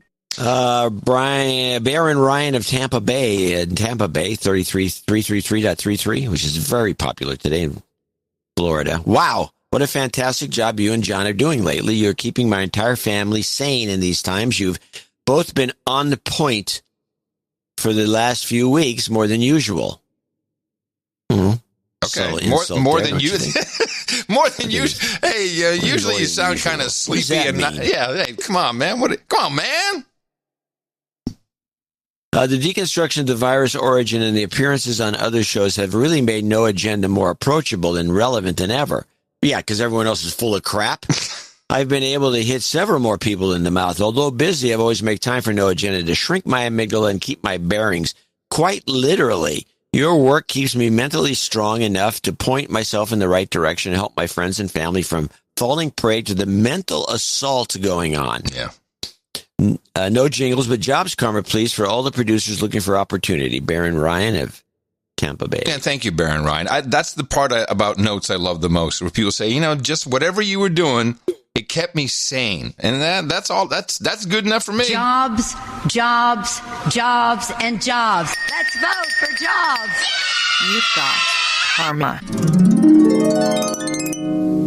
Now, next on the list is Derek Veldhouse. So this check came in 333.33. Nice. And it just came in with no note. And usually somebody sends a check, mails a check, and just a check, bare check. So he has NJNK, I have to assume, and he's in Iowa. Addison, and it's funny, is his name on his check, and then it just says Iowa. Addison Todd in Chesterfield, Missouri, 333. You can read this one while I go and look in the mail for Michael Goodell. Okay. Addison Todd, 333, Chesterfield, Missouri. Dear Adam and John, fantastic deconstruction lately, as always. I'm doing all caps. I've hit several people in the mouth that has changed the way they view the media circus. Please don't find that exit strategy. Well, still searching very hard. Since becoming knighted, I've been in contact with other knights and dames about all sorts of things related to edibles, CBD.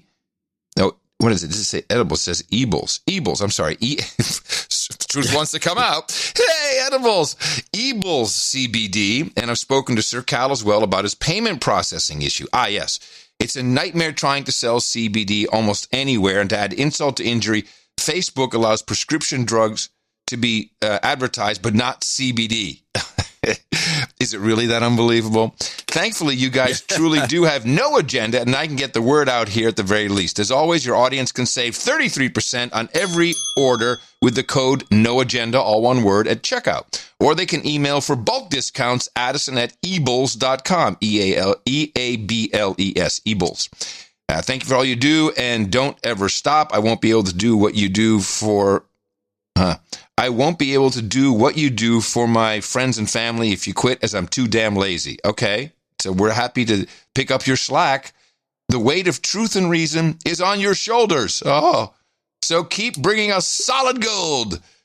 I mistakenly never got my de-douching on my first donation, and I also unknowingly called the suburban wizard a douchebag when that is not the case, as he does the monthly plan. So if you could de-douche us both, that would be tremendous. And I have some douche... Well, here's your de-douche. You've been de-douched. You'll have to share that one. Douchebags, Chris Rosendahl. Douchebag. And my lovely mother, Vicky. Douchebag. Wow, really, ma'am? I mean, we know people at No Agenda don't like their moms, but you really laid it on thick. Jingles, no real conflict, that's true. And business success, goat karma. I can't find a P.O. box for Adam anywhere. Someone please advise. Let me do this for you, and I'll give you my P.O. box. There's no real conflict. That's true. Jobs. That's business success. And jobs. Let's vote for jobs. You've got karma. I do have a P.O. box. Let me just make sure. I haven't said it in a long time. Make sure I didn't do it right. It's, I think it's 18209. Yeah. P.O. Box 18209, Austin, Texas 78760. There you go. I'm glad you did that. Okay, back to I was right the first time about Michael Goodell. For some reason, they didn't ring a bell. But you had a note. He says he wrote me a note, but I looked and there are notes from Michael Goodell, but the last one was from April. Then he's friends with Dame Chardonnay, and in fact he wrote a very nice essay back in April that he sent to me. But there's no note that has that's since April, and I don't know what's what. So I have no idea. Okay. All right, onward. You just did. Now we have Jason Howard. I have no note from Jason Howard in Pittsburgh, PA, 333. There is no note, and I looked. There's no note from a Howard, from a Jason. There's no note under the subject name donation from anyone named Jason Howard. So Jason Howard, 333 in Pittsburgh, Pennsylvania. No, we'll just assume he's no jingles, no karma. He obviously didn't want. I mean, so I actually got up early today and did these notes. I know. I could tell you're a little irked you couldn't find them all. That makes sense. Yeah, I couldn't find any of them. So Christopher, so why bother? I just might as well just do it on the fly like I've been doing. Christopher Madding, $233.33. He's our first associate executive producer, and he writes in, y'all been way overdue for a donation with all the stellar work during this time. Thank you. I am sending this one from my brother, Eddie. Can I get a de-douching? You've been de-douched. I'm a man in brown, UPS, and I wanted to, he's a UPS guy, and I wanted to let other listeners know who have lost their jobs. Check out UPS, USPS, FedEx, Amazon near you. Tons of online orders have been peaking volume for Christmas for most of the Rona. I can say for UPS, we have very good benefits and pay, and very good pay depending on what you do. It's not easy and can be stressful at times, but honestly, I enjoy going to work. Just want to help others get back on their feet. With that being said, I'd like to call on the help of the No Agenda Nation for my older brother. He's always been there to help and lead me in times I needed it the most. But now I hope I'll be able to help him like he's always helped me. Because of COVID, he very recently had to switch sales jobs and now works for a Texas-based PPE and sanitation distribution company called Enveritex. If your company needs bulk orders of medical masks, nitrile gloves, foggers, disinfectant wipes, and high foot traffic businesses, send him an email. Right. Eddie, he's a sales guy, so this brother's Eddie giving him some leads, some free leads via the No Agenda Executive Producer Program. I love it. Eddie at Enveritex.com. It's ENVERATEX. Also, if anyone knows of an accredited laboratory that can do an independent study on new products that has the potential to kill COVID-19, please email him. I can hope we can send some leads and lab help his way. Thank you, John and Adam, for doing the work.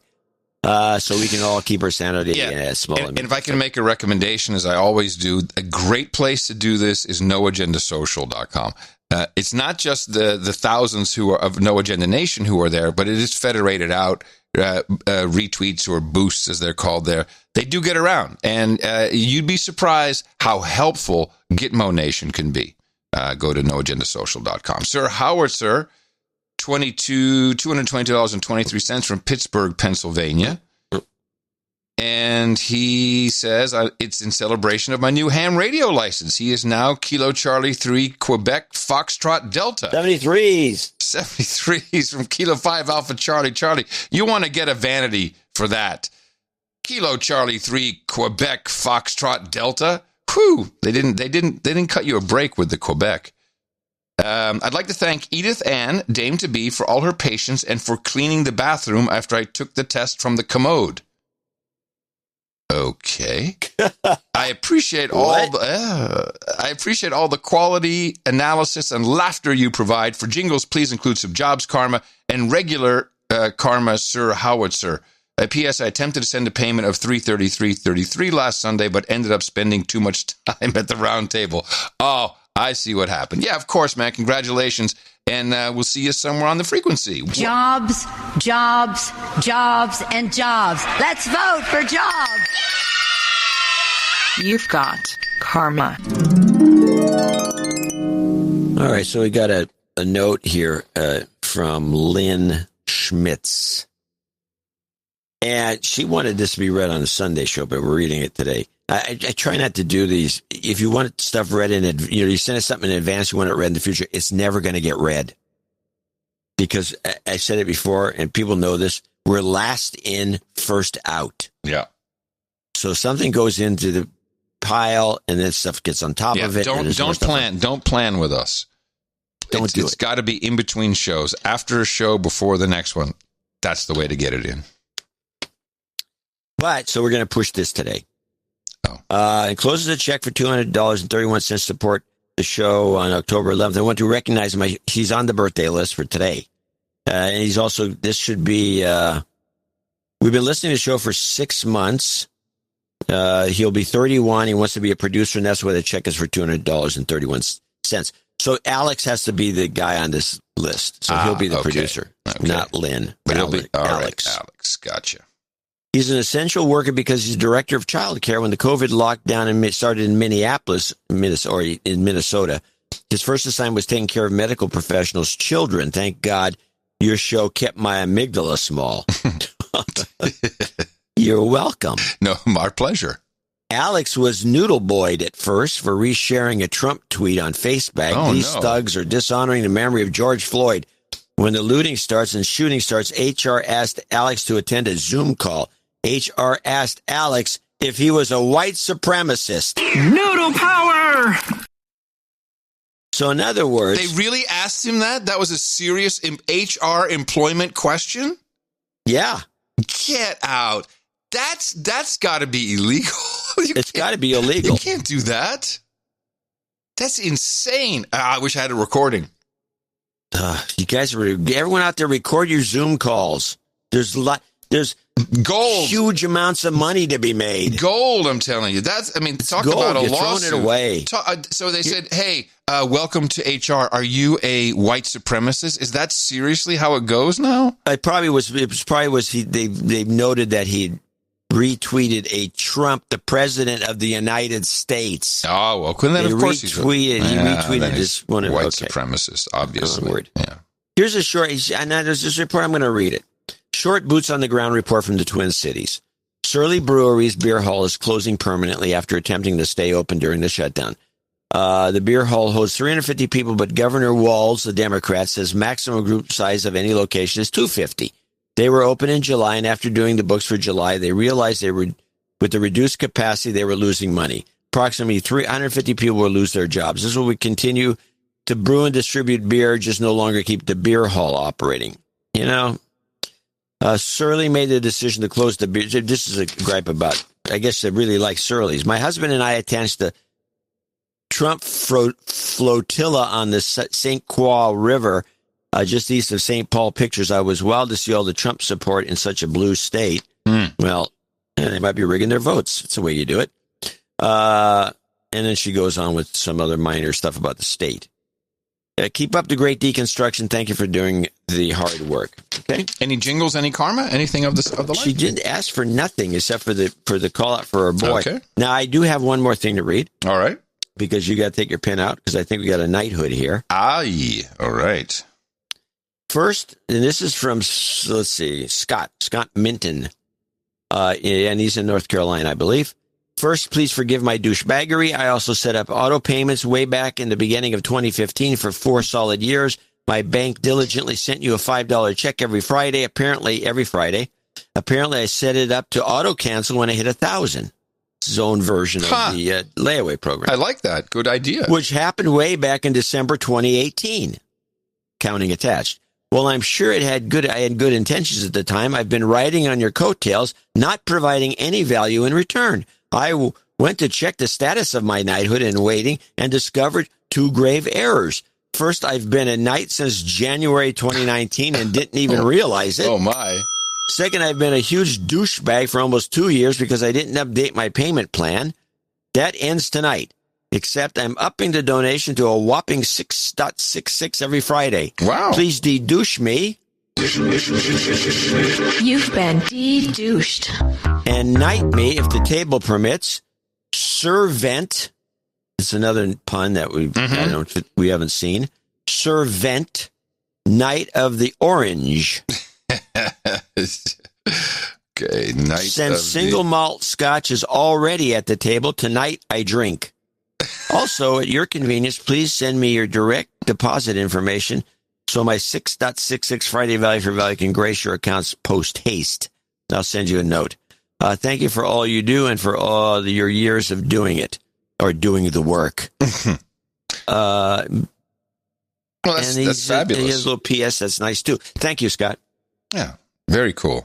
All right. And that will conclude our group of well-wishers. So I will top up the single malt. Hold on. I'm going to give him Dalwhinnie. Well, I got one. You want to do something fancy on there. Okay. How about 30-year-old Lafroig? Oh, yeah. I'm 30-year-old Lafroig. That was one of my clients back in Think New Ideas days. We had Shiflin and Somerset, who import all the single malts. Yeah. What a great client to have. I would think. Lagavulin, Lafroig,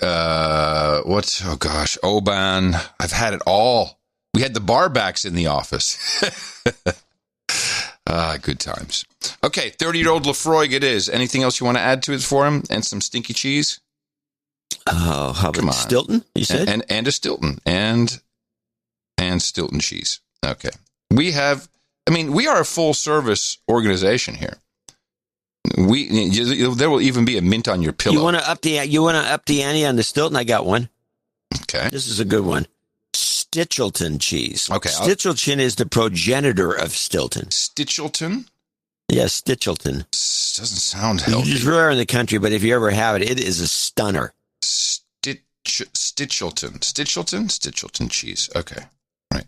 Well, thank you very much all for supporting the No Agenda Show. These are, as I think John mentioned, our executive producers and associate executive producers. You can use these credits. They are for this episode. And if anyone gives you any grief about it, we'll be happy to vouch for you.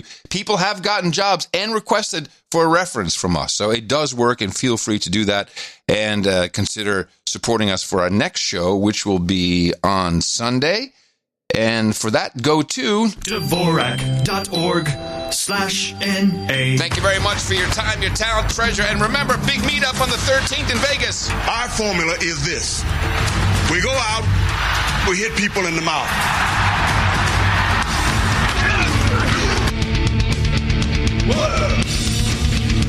Order. Shut up, slave.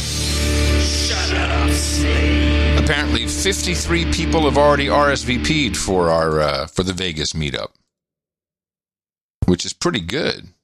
Good. Yeah, I'm excited about that. And the keeper will be there. That's the big draw. Let's see. Now I have a couple things. I actually have a few Bill Gates clips. There was a new CEO forum, Wall Street Journal CEO forum, and I definitely want to play those. Do you mind if I do that now, just to get through them? We've done most of the Rona stuff. I think we're out of Rona stuff. Yeah, well, this is related. Yeah, I would. Yeah, let's do Bill. That Bill fits Gates right in. That's a good segue, actually. Yeah, Bill is vaccines, obviously, so that's where we're headed. As Kamala Harris said, she won't take one if the president's all over it. That'll be no good. But first, we need to just get a little update on where we're at. How long will it really take before we're out of this and everything's done? We'd like to be done now, but Bill always keeps you hanging a little longer. If you're going for an Olympic... Is Bill a virologist that he would know these things? Why, yes, I believe he is. Is he a doctor? If we're going for an elimination where we don't have any more transmission, that'll take 2 to 3 years. Oh, cool. In the rich countries, however, if you really in the first of next year, the vaccines a lot, and they're fairly effective at transmission blocking, then by late next year, you could have things going back pretty close to normal. That's the best case. Okay, Okay, Bill. Well, we see that Russia and China have vaccines they're already distributing. I mean, I know you have a lot of connections and a lot of intricate business relationships between you, the foundation, and Gavi and the World Health Organization.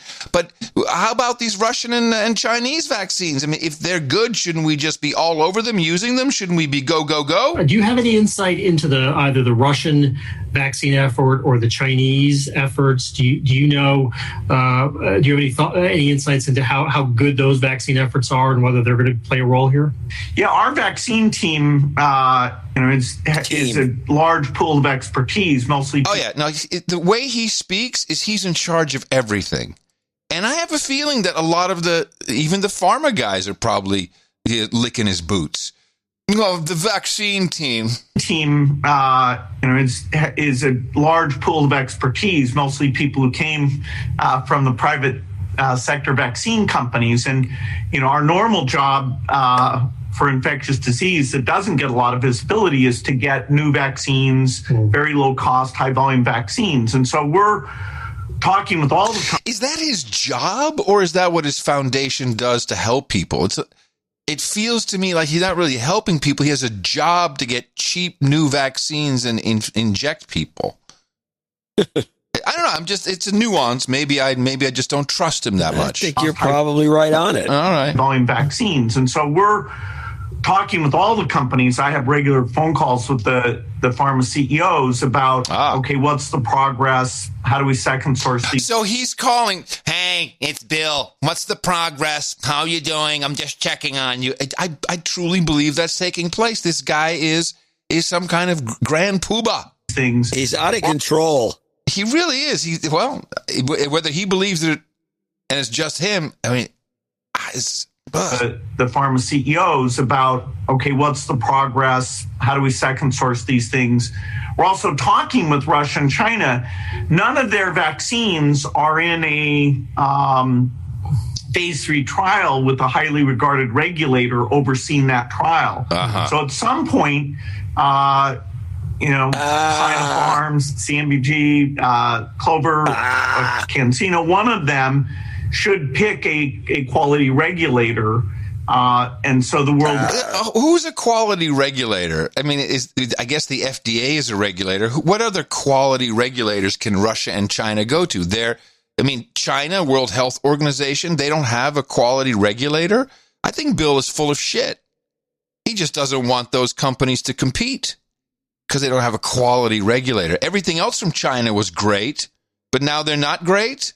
CanSino, one of them should pick a quality regulator, and so the world can look and see, okay, does this thing have side effects? From a scientific point of view, the one Russian construct and 6 of the Chinese constructs are perfectly valid constructs, actually with some similarities to the work the Western companies are doing. But the Western companies are further ahead on doing these phase 3 studies. And so if those come out well and they're offered at low cost, I doubt there'll be a lot of Russian or Chinese vaccine going outside of those countries. Yeah, we know. You've already told all your CEO buddies, don't worry, I'll keep them at bay. Fine. And then we always have to have the anti-vaxxer question come up, which I think he's used this term before, but he just pops it right out, and I think we should pay attention to more people using it. Yeah, vaccine hesitancy is in all countries and predates the pandemic. Even with the polio eradication that it's been ongoing now for several decades and hopefully is very close to completion. We saw very bad rumors about the polio vaccine, that it was from the U.S., it was to sterilize women. Didn't that actually happen with that polio? I thought that actually happened, that some Nigerian women who received the polio vaccine were sterilized. I guess it's just a rumor. And so in places like Nigeria, we had to go to the religious leaders, talk to them, have them. Now, if you could stop saying, it's kind of interesting what he says. It triggers me. I'm triggered by this guy and not being able to say one full sentence without throwing in there. To go to the religious leaders, talk to them, have them speak out, vaccinate their children. I like this. Very interesting. Go to the religious leaders, Sounds very similar to Mr. Collins there, Francis Collins, Anthony Fauci's boss, who is writing paper after paper over how really to take the vaccine is godly, is Christian, because it is loving thy neighbor. So it's the same playbook, only in this case, the religious leaders also happen to be the leaders of the National Health Institute. Can I ask you a quick question? Yeah. By that logic, wouldn't shooting yourself in the head do the same thing, and it's a loving thy neighbor thing? Oh, gosh. Thus, the edicts against suicide are negated because now you're doing it because you love your neighbor. Oh, yeah. Stuff can go on and on like this. But here, this is their strategy. They did it in Nigeria. Now they're doing it here. Have them speak out, vaccinate their children. So understand. I like that. Hey, you've got to tell them this vaccine is good, and we're vaccinating your children.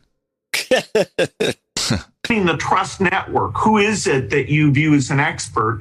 Very few people can look at the formulation or data directly. And so, here in the U.S., we should already be thinking about which voices will help reduce the hesitancy. And so we can get a level of vaccination that really has a chance of stopping the transmission. Sadly, face masks and even the vaccine are some more politicized here than in other countries. Yeah, okay, that's not true.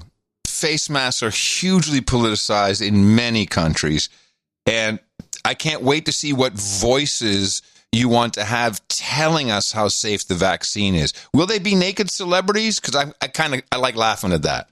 But I think there are responsible people in both parties that as we get this tool, will try and persuade their followers, look, here's what we did. We need to get the first 20% of people, those at greatest risk, to vaccinate. And then when people see that going well, I think we'll get the follow-on. So final clip, Bill always gets a little sloppy on these things, and truth came out here again. This is about the social media. What is the role of big tech in censoring disinformation and bad things that will cause people to kill themselves because they can't read or whatever it is? So this is the question that Bill always answers. Well, there's certainly a human weakness that very titillating things like, that somebody intentionally made this virus. Or that someone was flying with Jeffrey Epstein and actually he introduced you to some of the vaccine people and you did grants together. Or, that there's some conspiracy. Those things can spread very quickly, and the digital platforms allows that sort of what? I think it's a Tourette's thing. The digital platforms allows that sort of I can just imagine him going wah very quickly, and the digital platforms allows that sort of I need to get this out. That stuff spreads so much faster than the truth, which is, it comes from a bat. Oh, still trying to figure out the exact bat. Hold on a second. Stop. Yeah, the truth. Let me ask you a question, because you heard these clips. I didn't hear these, although I should have, because I would have been laughing harder. So within this context, they found a bat that had the COVID-19, that virus, SARS-CoV-2. They actually found a bat that had this particular screwball virus within the bat structure. It was within his batch of viruses that he's got in his mouth and wherever. They did find one, finally, because there's never been an animal yet to be found with SARS-CoV-2. This just has not been found, but they found one. Yes? No, I believe it was Randy from Integrity Farms who boned the bat. I thought that's how it worked. Oh, you didn't? Did you see South Park at all? No. Oh, okay. Is that how it worked? That's how they did it? That's gross. And but he did it with Mickey Mouse. I mean, it's an interesting storyline. So no, they don't. It stems from what? Little history. That stems from how syphilis got to the Western world. Oh, nice parallel. You know about this? Yes, I think I do recall this story. Nice parallel. Syphilis was a naturally occurring bacteria in llamas. Thank you, conquistadores. Is that what Christopher Columbus was doing? Well, somebody was. All right. So no, but now he's saying it's just not true. It came from a bat. We don't really know how it worked yet. Please, Bill, come on, man. Come on now. And the truth, which is, it comes from a bat. We're still trying to figure out the exact path of transmission. You don't forward that the same way that you would the conspiracy.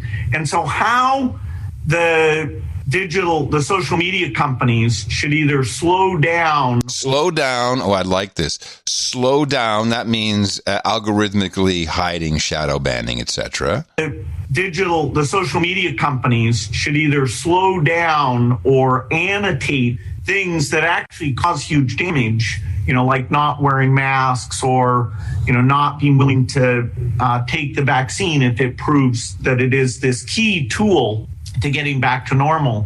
Things like micro-targeting can, go probably too far. What I'm not sure what he's saying here. Things like micro-targeting. So what does he want to do, micro-target? What do you want to target? Is he talking about social media companies now or needles? I'm not sure what he wants to target. Micro-targeting is referring to the system where you'd have everyone with a phone app and then you'd find groups of people or families that maybe, I don't know. I'm just guessing, but it's bearing down on certain individuals that may catch it or that have done contact tracing. I don't know. All right. It just sounds bad. Well, pay attention because the truth's about to come out here. This key tool to getting back to normal. Things like micro-targeting can, go probably too far. Some level of fact-checking is valuable. You don't want to get to the full Chinese solution. They at least, they have the propaganda department tells people what things to censor and what not to censor. So now, I want to play that bit again. And you tell me what is wrong with what he's saying about we don't want to go with the Chinese solution. Some level of fact-checking is valuable. You don't want to get to the full Chinese solution. They at least, they have the propaganda department tells people. Do you hear what he's saying? What he wanted to say, and he corrects himself, is, well, they at least have a good propaganda department who tells people like it is. And then he corrects himself on the they at least bit. I think he really thinks it's the way to go. They at least, listen. Is valuable. You don't want to get to the full Chinese solution. They at least, they have the propaganda department tells people what things. It sounds to me like he's advocating for that. He likes it. They at least have that. We don't even have that. We don't have a good propaganda. Am I reading too much into this? The problem is I really have trouble parsing what he's actually saying. He's mumbling like he always does. And he says, before he says propaganda, he says they believe or something. Is that what the words were? I don't know. You may be reading too much into it, but to be honest about it, he's bleh. He's terrible at his, he's not making things clear. All right, we'll finish it up. You don't want to get to the full Chinese solution. They at least, they have the propaganda department tells people what things to censor and what not to censor. So, they put huge numbers of people, and at least it's black and white for companies that operate there. We don't want that. And so, what mix of actors comes in and at what scale of misinformation do you really bring in some review process? So no, I think, we've teed up a question and now we need smart solutions, which I have not seen. Where did this come from? This clip? This is from the Wall Street Journal CEO forum from earlier in the week. Oh my God! Does he just yak and yak and yak and yak and yak? He was also the headliner. He was at the end. He was like the big kahuna for this thing. Oh, jeez! What a boring! He's getting worse than he was when he was younger. When he was younger, at least he had some concise points to make. He just rambles. Yeah. And he's gone, And he's groaning and moaning. It sounds like he's taking a dump right through the thing. It's unbelievably bad. And maybe he's tired of it, too. Maybe he's tired of everything. He's probably tired of his wife. Well, why does he go to these things then? Does he need the money? No. Does he need to promote the foundation because we've never heard of them? They're blackmailing him. How many times do I have to tell him? Nobody's blackmailing him. He's an egomaniac. He's off the deep end. He's off the rails. Yeah, he is. But they're blackmailing him with all the Epstein stuff. You know, the eating babies. Come on. What's the Wall Street Journal going to say to him like that? The Wall Street Journal's not a blackmailing operation. No, it's much bigger than that. He's just told what message to give. That's it. He doesn't care. He doesn't care about his wife. He doesn't care about any of this stuff. He's a creep. Well, he's actually not a bad guy, and he's got a good sense of humor. I just don't understand how he got into this. And maybe in the past, CEO of the world's health. Yeah, but see, that's kind of narcissistic. He's crazy. Think? He's crazy. He's gone. Yeah, I think gone off the he's deep end. crazy. I think he is. I agree. Too bad about Eddie Van Halen. That was a little bit young. Yeah, he had some sort of cancer, I guess. Well, he had throat cancer. And, was he a smoker? Oh, yeah. He always had like the guys used to like to do that, stick a burning cigarette in the strings of the guitar. Yeah, in the neck. Yeah, he was one of those. He was one of those. Oh, well. But I knew him. I knew Eddie and Alex. They're Dutch originally.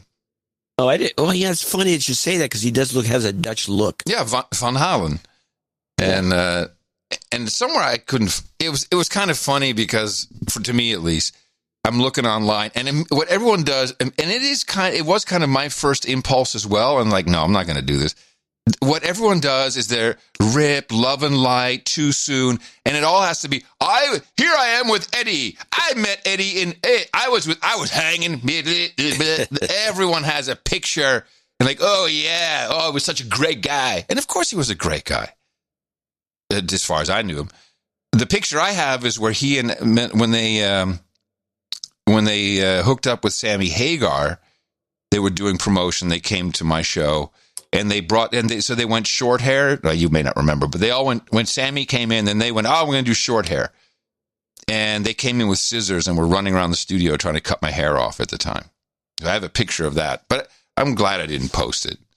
Seems like so douchey. If I die, do not post pictures of you with me. I want pictures of me with the head on a stick. There are no pictures of you and me. I'm talking to other people. No, there's really no pictures of you and I together. I don't think so. Tina may have one from Grand Duke Foley's place. But that's it. That's it. Anyway, just wanted to say I felt bad about that. You did do the 5150 donation. Did anyone do that?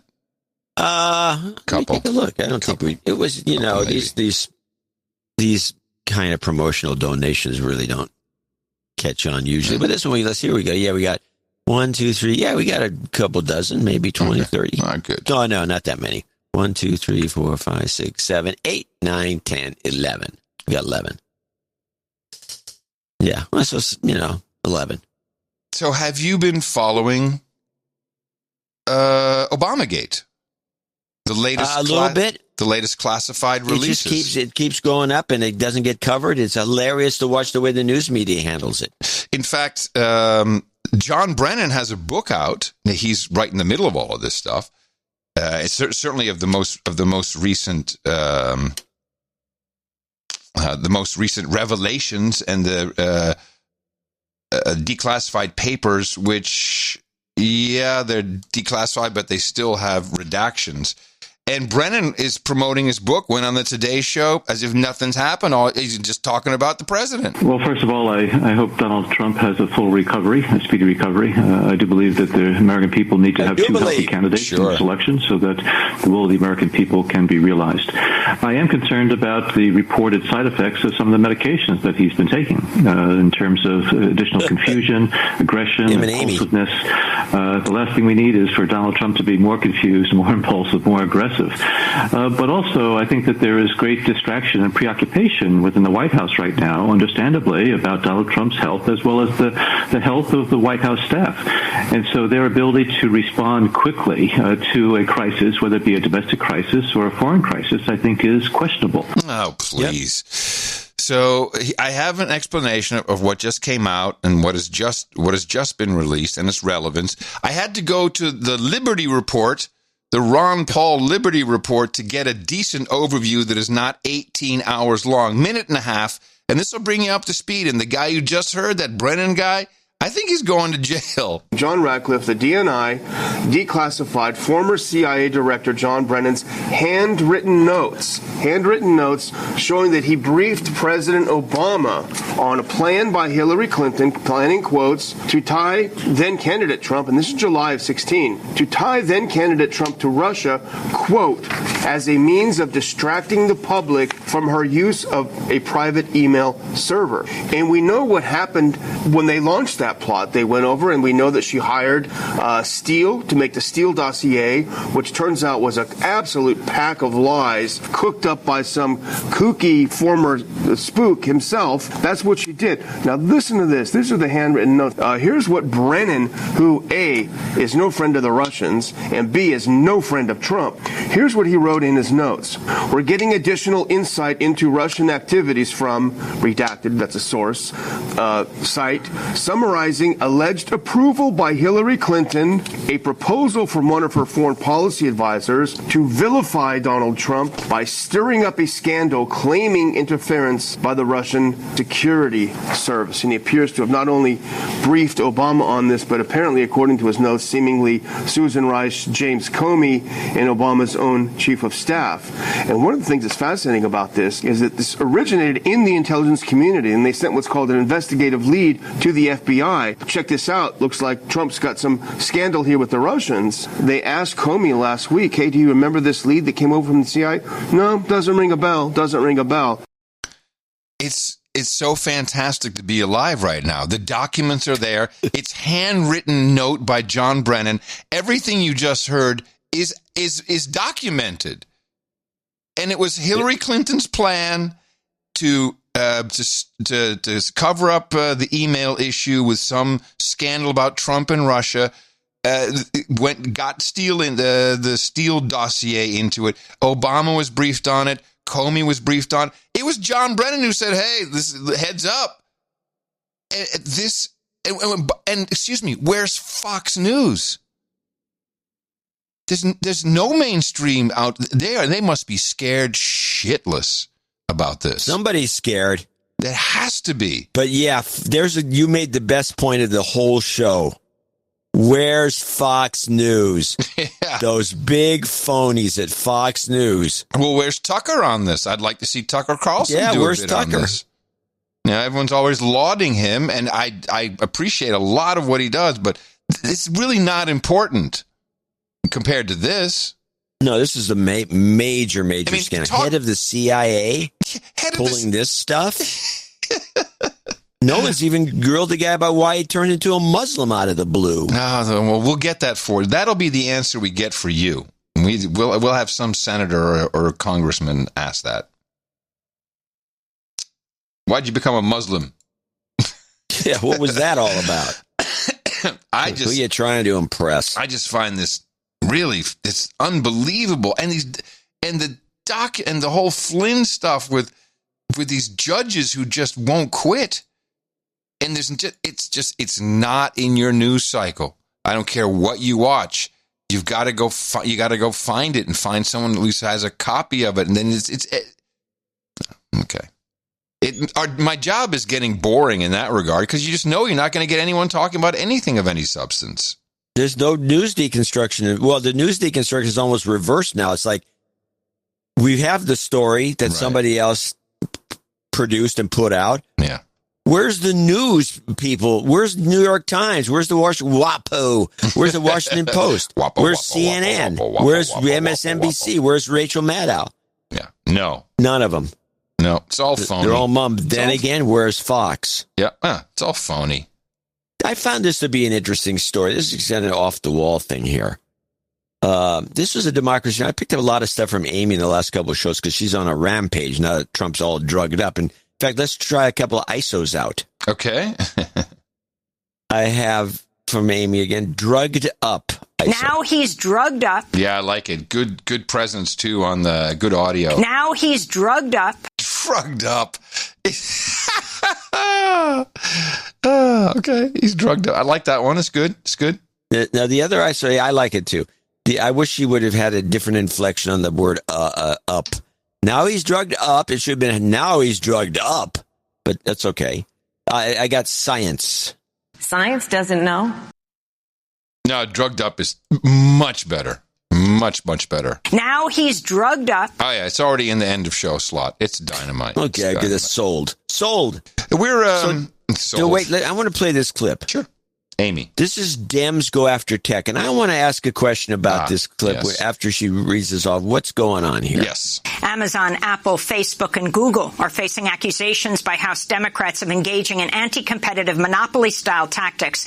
On Tuesday, the House's top antitrust panel released a 450-page report urging the big tech firms be broken up and for the rewriting of antitrust laws. Yes, I have the report. It's in the show notes. Is this a guy? Are they trying to they got tech is a bunch of Democrats recently. This only happened, by the way, in the last 20 years. Well, before that, tech was always Republican. It actually happened after Ayn Rand became popular again, if you recall. All of the Silicon Valley guys were doing Ayn Rand, and then that flipped, and they all became Democrats. I'm not going to argue that because that is the timing. But before that, and if you went back long enough, 20, 30 years in particular, everyone was a Republican, especially the semiconductor guys. But okay, they're all Democrats now, and they are big-time Democrats. They donate a lot of money. Is this what we just heard in this report? Is this, hey, you guys aren't giving us enough money?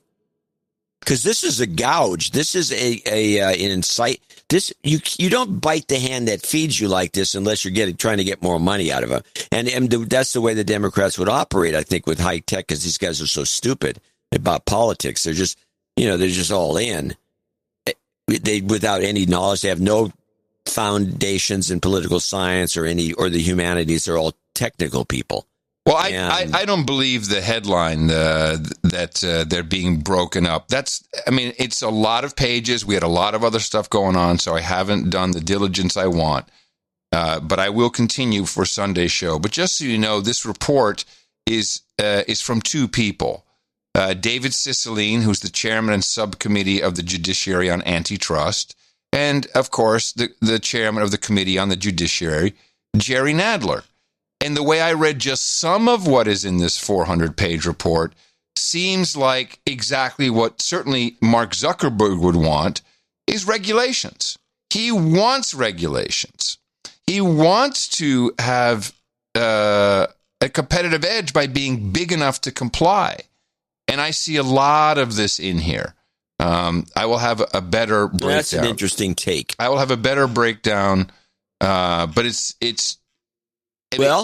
it doesn't feel to me like they're going after him at all. Okay, well, let's take the thing to a further extreme, something I have trouble accepting, but obviously if I just try to be logical, I'll come up with this. If these guys are sincere Democrats, and we're talking about the tech community in the San Francisco, if they're sincere Democrats, and I will assume they are, because a true Democrat wants a more socialistic system. They want more regulation. So that would back up your thesis. Mm-hmm. In fact, instead of I'm thinking in old terms, like, why would they, what mania? Because they're the ones who bitched and moaned when the internet first came around. Oh my God, once the government gets involved, we're going to, the internet's going to be hosed. It'll be all over. But these guys want regulations, and you listen to them, they want net neutrality as regulations. Yeah. There's a conclusions page, and I was just reading through it, and I'm like, this doesn't seem like anything really bad.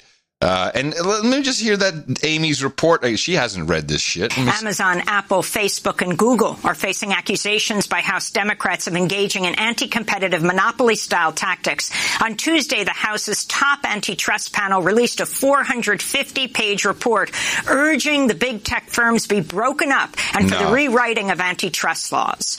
Rewriting of antitrust laws, absolutely. And of course they want that. Now they'll have a hand in rewriting the antitrust rules so they can. It has to happen. A lot of this is about Amazon more than, and Amazon somehow is universally hated.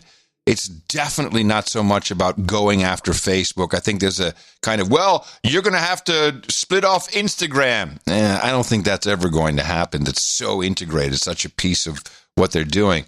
But Amazon, a lot of accusations against them. You see them pop into the top, and it's about them being very anti-competitive by tracking what products do, and then coming up with their own product, featuring their own product above others. It's what they do. Shocker! I'm shocked. It's what they do, and it's what anybody does. And I think that I think Amazon is the odd man out in this. It seems like Jeff Bezos can't do enough. He has a $1 billion stadium, not enough for Black Lives Matter. He gets guillotines outside his house. He's seen as the universal evil. He really has replaced Bill Gates as evil within millennials. The bald head and that big eyeball doesn't help. I tell the checkout whenever I'm at Whole Foods, which is not a lot lately because I find them to be really substandard in anything but maybe some. I like their meat products, but you can't get anything normal. It's like, have you ever tried to get Saran wrap at Whole Foods? Well, no, because they don't have it. No, they don't have it. Of course not. But I'm always telling the checkout people and saying, and they say, "Well, are you Amazon Prime member?" I said, "No, don't. Jeff Bezos doesn't need to know what I eat." And if I get a laugh, I'll say, "Hey, have you ever seen his eyeball?" What? Said, look, he's got one eyeball. It's really huge. Some have said, "Oh yeah, I noticed that. What is that?" Said, I don't know, man. He's got your eye. He's got his eye on you. Eyeballitis. Eyeballitis. Austin, Texas. Just a quickie side note. We are on the tip of the defund the police, which is why there is now also a recall Mayor Adler, not just for that, but for many other reasons. And they've started now, and it's so stupid. We have something called code enforcement in Austin. And I think we talked about this when I just moved here years ago. And they have kind of cop car looking vehicles, just Austin code enforcement. They have a uniform. I think they may have a patch. I don't think it's an actual shield badge, but they're the ones that go around and see if you're using your sprinkler on the wrong day. And this is like that. There's people in England that bitch and moan. The brownies. They have the brownies that go around. Mm-hmm. You put a bottle in your garbage. It should have been in recycling. We're going to fine you £5. Yep. Yeah. In the Netherlands, they have them now too. They're called. What are they called? Something with a B. So it's all kind of the version of the same thing. It's an Karen, professional Karens, exactly. So what they've decided, BOA, that's what they're calling them in Holland. Someone give me the translation of what the acronym means. So we have that in Austin, and they're just kind of like, what are you doing? So the brilliant plan is to move money away from the cops and put more into the code enforcement, because they can certainly take on a lot more. I mean, they can certainly when there's like COVID reports, someone has too many people in their backyard. Yeah, these are the guys you're going to send. These are not people who are ready to stand up to a perhaps rowdy, perhaps somewhat inebriated crowd gun toters of Texans who you're telling they have to stop partying. But okay, here's a quick report. After summer protests, the Austin City Council said that it wants to reimagine public safety and policing. KXAN's Avery Travis. Reimagine, please take note what we're doing here in Austin. Yeah, reimagine. We're reimagining it. It wants to reimagine public safety and policing. KXAN's Avery Travis spoke with the chair of the city's Public Safety Committee about how he thinks code enforcement officers could play an important role. Loud party next door? Think a neighbor's operating an illegal short-term rental?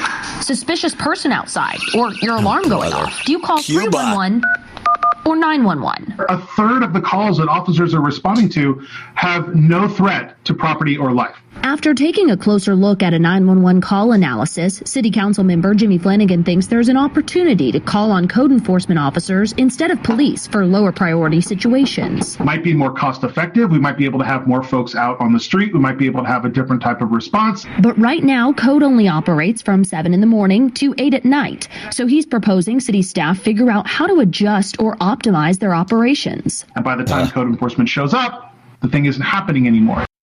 Oh, this is going to be great. I can't wait because I've seen them.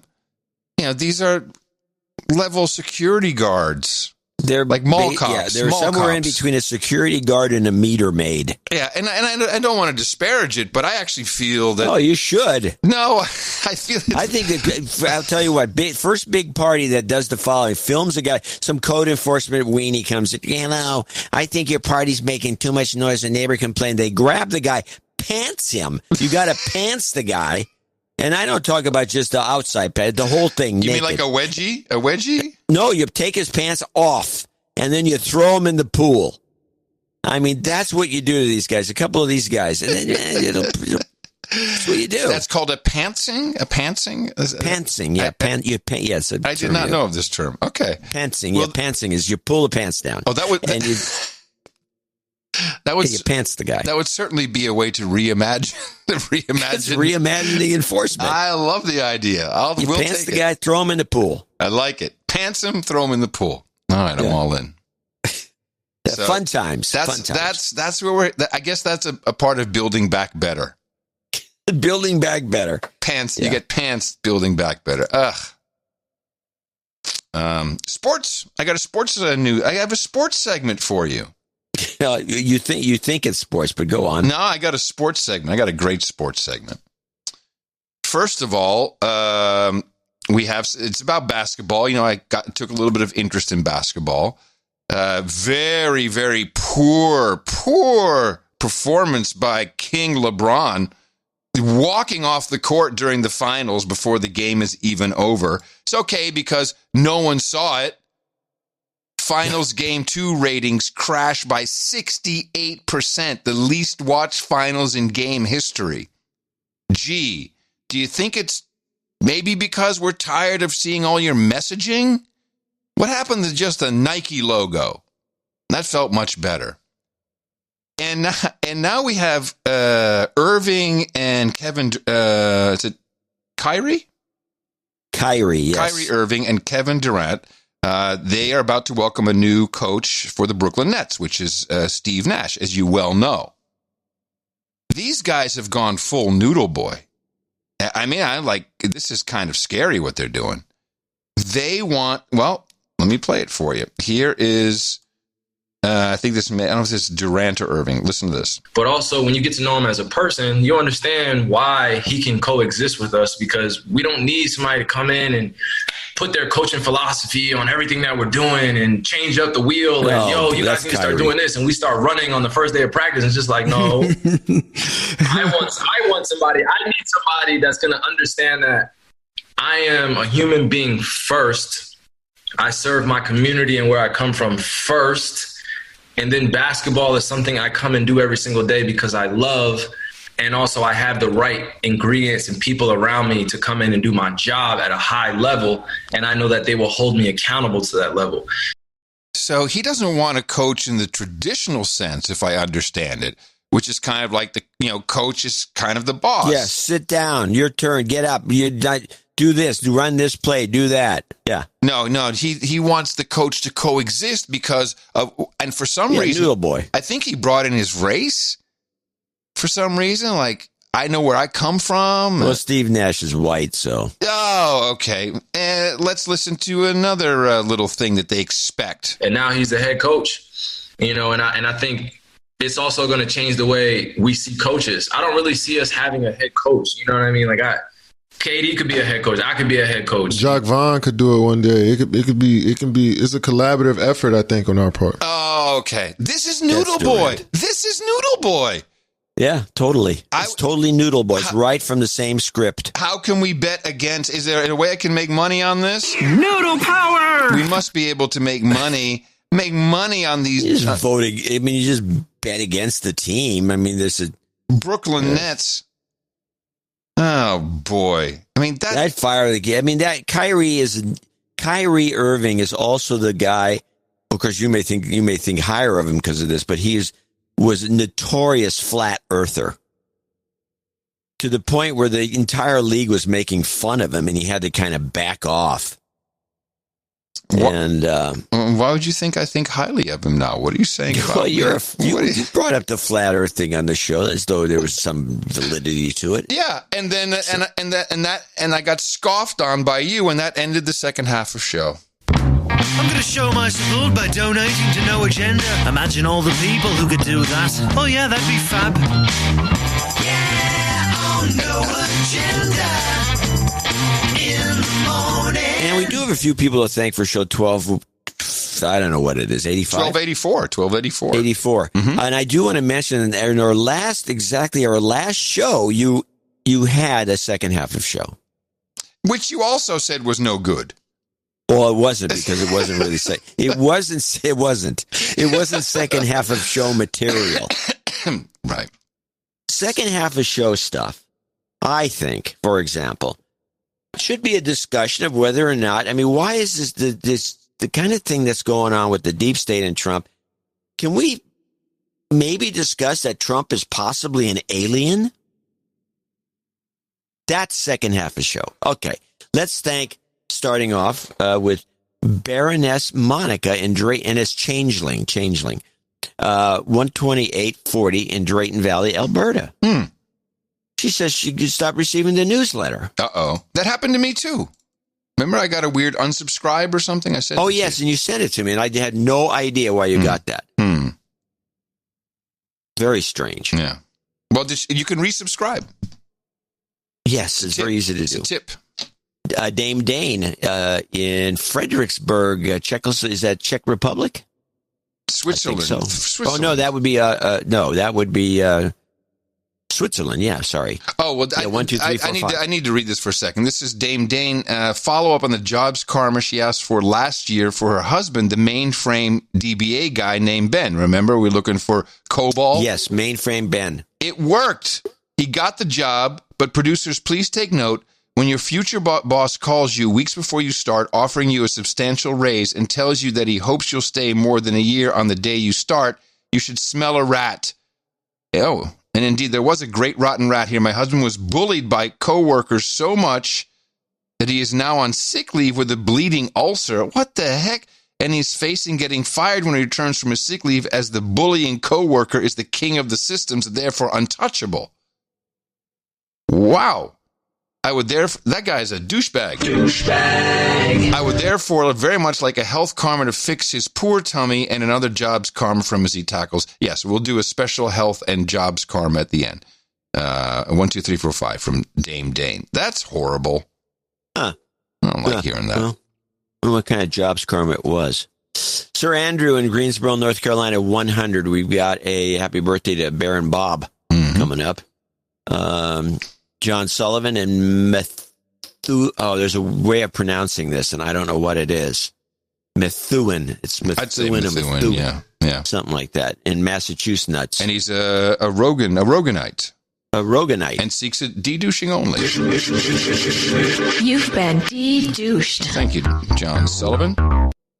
Ian Whidden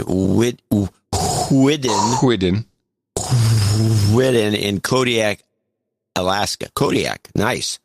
He's in Kodiak, and he's got a birthday call to Uncle Cave Bear.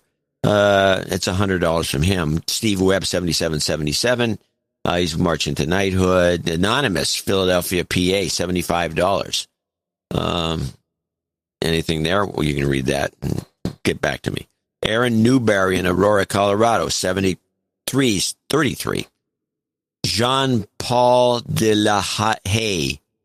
Jean-Paul Delahaye in Best. Jean-Paul Delahaye, probably. Delahaye from the Netherlands. in Best. From the Netherlands, yes. $56.31. Sir Marcus of the Hinterland in... Wow, we got a lot of funny city names today. Dautphetal, Deutschland. Datphet. Daufental. I think there's a T too many in there. Daufental.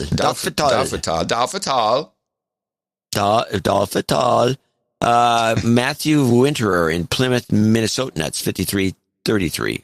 Or Sir Marcus, by the way, is 55.22. Lord Michael Gates, Baron of the rest of Colorado, 52.80. Colorado Springs, Patrick Bomer, 51.50. And this is the 51.50 is our Eddie Van Halen and donation. I'm going to read the just names on Patrick for 1 second. He's recovering from a stroke, but at least he's keeping his amygdala small by listening to us in these crazy times. And he said the Eddie news was hard to take. Big F cancer for all who listen. Thank you, Patrick. Yeah, so here's the 5150s for in tribute. And here's the 5150s, starting with Patrick, and then Slart Bartfast, keeper of the Crinkly Bits, Luke Woodley in Cheltenham, Victoria, Australia, Sir Big Papa Moose of the Ogallala Aquifer in Liberal, Kansas, Sir Schwartz, dude named Mohammed. Hey. Yeah, he came in with, Yeah, haven't seen him. We got a lot of dudes. Actually, we have more than one dude named Mohammed. Oh, okay. All right. Sir Lee Mofo. His Grace Sir Kevin McLaughlin, Duke of Luna, lover of America and boobs. Brian Hasty, Arthur Little Guitar. Brian Hasty is in Hudson, Wisconsin. Arthur Little Guitars Brewer in Madisonville, Tennessee. Michael Coupon, and that's it. Onward with the last of the other median donations. Unsheathed Third Eye with $51.50. Parts unknown. And now we have $50 donors. Again, name and location. Matthias Milchinsky in Stevenson Ranch, California. That's my best guess. Timothy Pascariello in Hamburg, New Jersey. Melissa Simonin. Mary Huey. Or Hoey. Huey is Hoey. Or Hoey. Edward Mazurek, who I believe is a knight in Memphis, Tennessee. Sir Haymoose of the Piedmont Province in Mooresville, North Carolina. A lot of North Carolinians that listen to this show. Well, there was a big meetup, I think. Didn't they have a meetup? Or was that a South Carolina meetup? That's just cool. There was a South Carolina. They have big groups everywhere. Jeff Koch in Portland, Oregon, 50. Jonathan Meyer in Xenia, Ohio. James Darter in Oklahoma City. Villarreal in Mercedes, Texas. Christopher Rivera in Austin. Joel DeRuin in Bakersfield, and I believe he is a Sir Joel. Also, I think Jeffrey Zinneman is a Sir in Euclid, Ohio. Requests he needs jobs karma. We'll put that at the end for you. And Sir Jason DeLuzio in Chatsford, Pennsylvania. And that is our group of not associate, but just regular producers for show 1284. And remember, it's your time, your talent, and your treasure. All of that is valid. Whatever you think this is worth to you, just put it back one way or the other. And we've been doing it. Well, October 26th will be 13 years. And doing it with great pleasure. And thank you all so much for producing this show. Also, thank you to those who came in under $50 for anonymity, or you're on one of those sustaining donations to subscriptions to find out more about those and to help the show and produce 1285, which will be on Sunday. Just go to Dvorak.org/NA. Let's get all those karmas that everybody needs. Jobs, jobs, jobs, and jobs. Let's vote for jobs. You've got karma. It's your birthday. Oh no, are moving towards that 13th anniversary, today being the 8th, not far away. And today we have Lynn Smith saying happy birthday to her son Alex, who will celebrate on the 11th of October. Sir Andrew says happy birthday to Baron Bob of High Point. His birthday will be in 2 days on the 10th. Ian Whitten, happy birthday to his brother Sir Uncle Cave Bear. And Miss Ann says happy birthday to Netney. And we say happy birthday to all from all here at the best podcast in the universe. It's your birthday, yeah. 1, 2, yeah, we have 2 nightings, so this will be groovy. If you can get... Yeah, let me get this baby out. Oh, nice.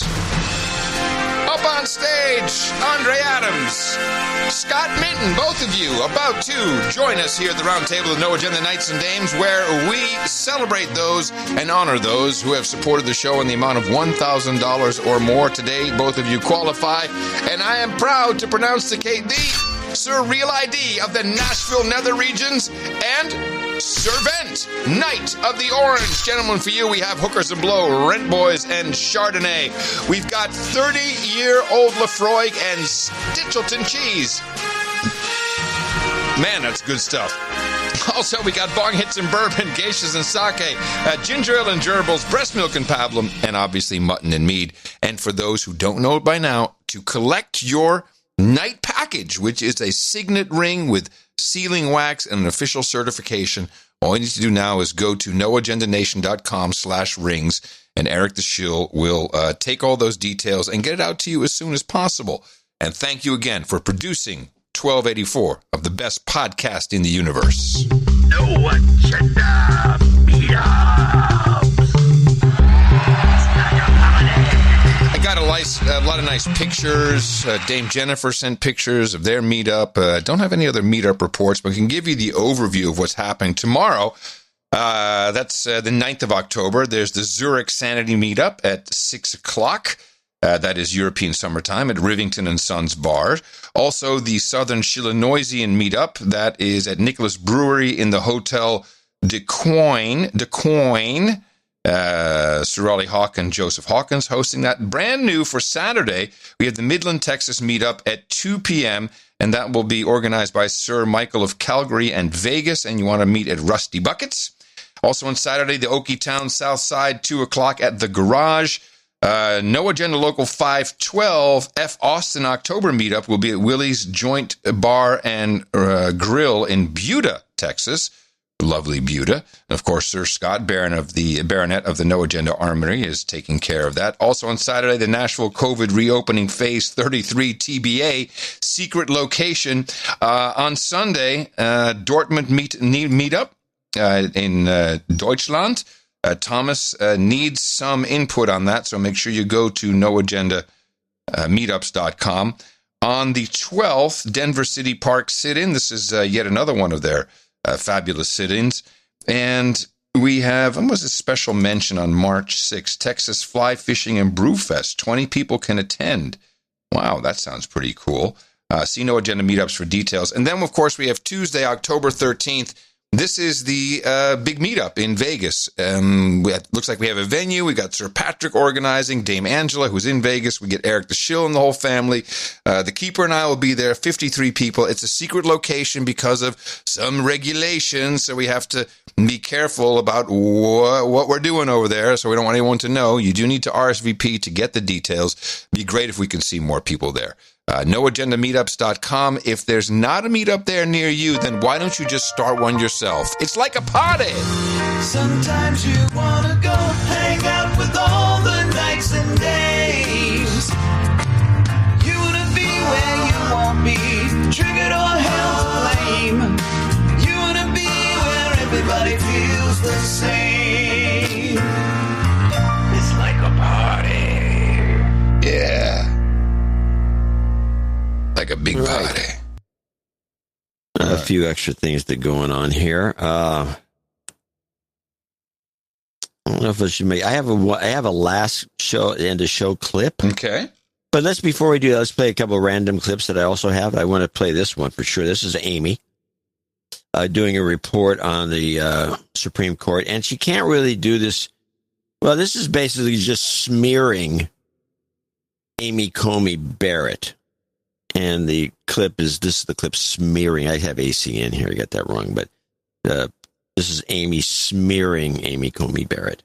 More details have emerged about Supreme Court nominee Amy Coney Barrett's involvement in the secretive, highly patriarchal religious group People of Praise. Members of the group pledge a lifelong loyalty oath, assigning each member a personal advisor known as heads for men and, until recently, handmaids for women.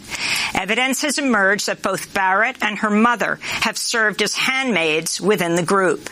Meanwhile, The Guardian has revealed Barrett once lived in the home of the co-founder of People of Praise while she was in law school at Notre Dame.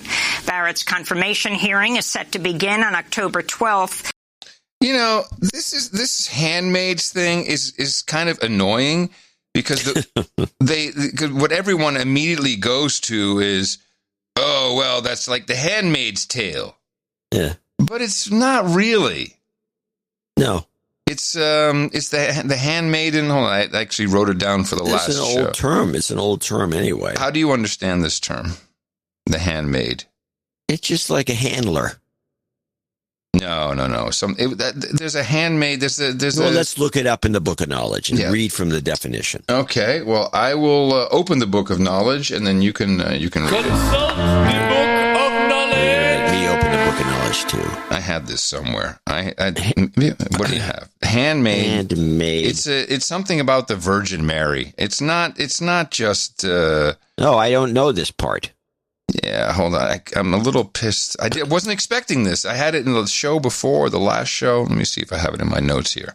Okay, here it is. The handmaid here is a female servant, is what it is in the basic dictionary. Mm-hmm. A subservient partner or element. I got it here. Okay, good. Handmaid is a reference to the Virgin Mary, who says she is the handmaid of the Lord. Has nothing to do with Handmaid's Tale. Handmaid's Tale.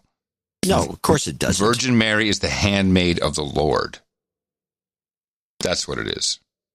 All right. Well, simple enough, but that's okay. Let's smear her anyway. You know, Amy likes to sneak Of course, smears. we're going to smear her, obviously. She smears. She has these little ways of smearing things. I got a clip from her where she adds a little smear at the end.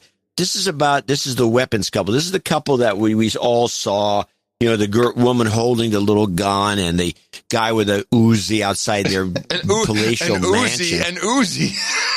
That was something. AK. It was AK. Okay, it was an AK. Was it an AK or was it a... It was an AK. Whatever it was, yeah. The AR-15. I don't know what it was. But it was a rifle, and she had a little handgun. She's holding it. It looked like a cigarette lighter. And the way she held it did. Yeah. Would you light? Maybe that's what she's doing. She's asking anyone what they wanted to light. Can I light your cigar? Can I light your joint? So they got busted. And so here's the way. And everybody, they're horrible people for just standing on their porch with a gun. But let's listen to the way she presents it. Back in the United States, a grand jury in Missouri has indicted a wealthy white St. Louis couple who brandished guns at Black Lives Matter protesters who marched by their home in June. Mark and Patricia McCloskey were charged with unlawful use of a weapon and evidence tampering, both felonies. In August, the couple spoke at the Republican National Convention. Oh, brother. They got to slip that in. What is that? What is their speaking at the Republican convention got to do with the story? I'm just asking from anybody's perspective. Well, so what? Well, you know why, obviously. Of course, yeah. It was association. Does anyone watch Democracy Now? Do we have? I know you do, but it's so good. I just wonder if more people are watching it because it's good entertainment. It is entertaining. I like it a lot. Do you have anything I would have... No. You want me to play my last clip? Yeah, let's do that. Last clip. Well, this clip also might need a little discussion so you don't roll right out of the show with it. Okay. But this was sent to me by a producer, or he sent part of it. I had to go and get the whole thing because I wanted the beginning of this and before she got into her little spiel. This is a show that's a newer podcast. I think they got, 50 or 60 episodes maybe in the can. Mm-hmm. And it's kind of an up-tempo, lefty thing. It's called How Did This Get Made? And they do these. Yeah, well, it's How Did This Get Made? And it is usually it's not poorly produced, it's well produced, but it's got this little bit. She's got this bit that she's going to do. First, she's going to introduce herself, this woman. She's going to do little mini episodes. They do long format shows and then little half-hour ones. This is a short one. And she talks too much about herself.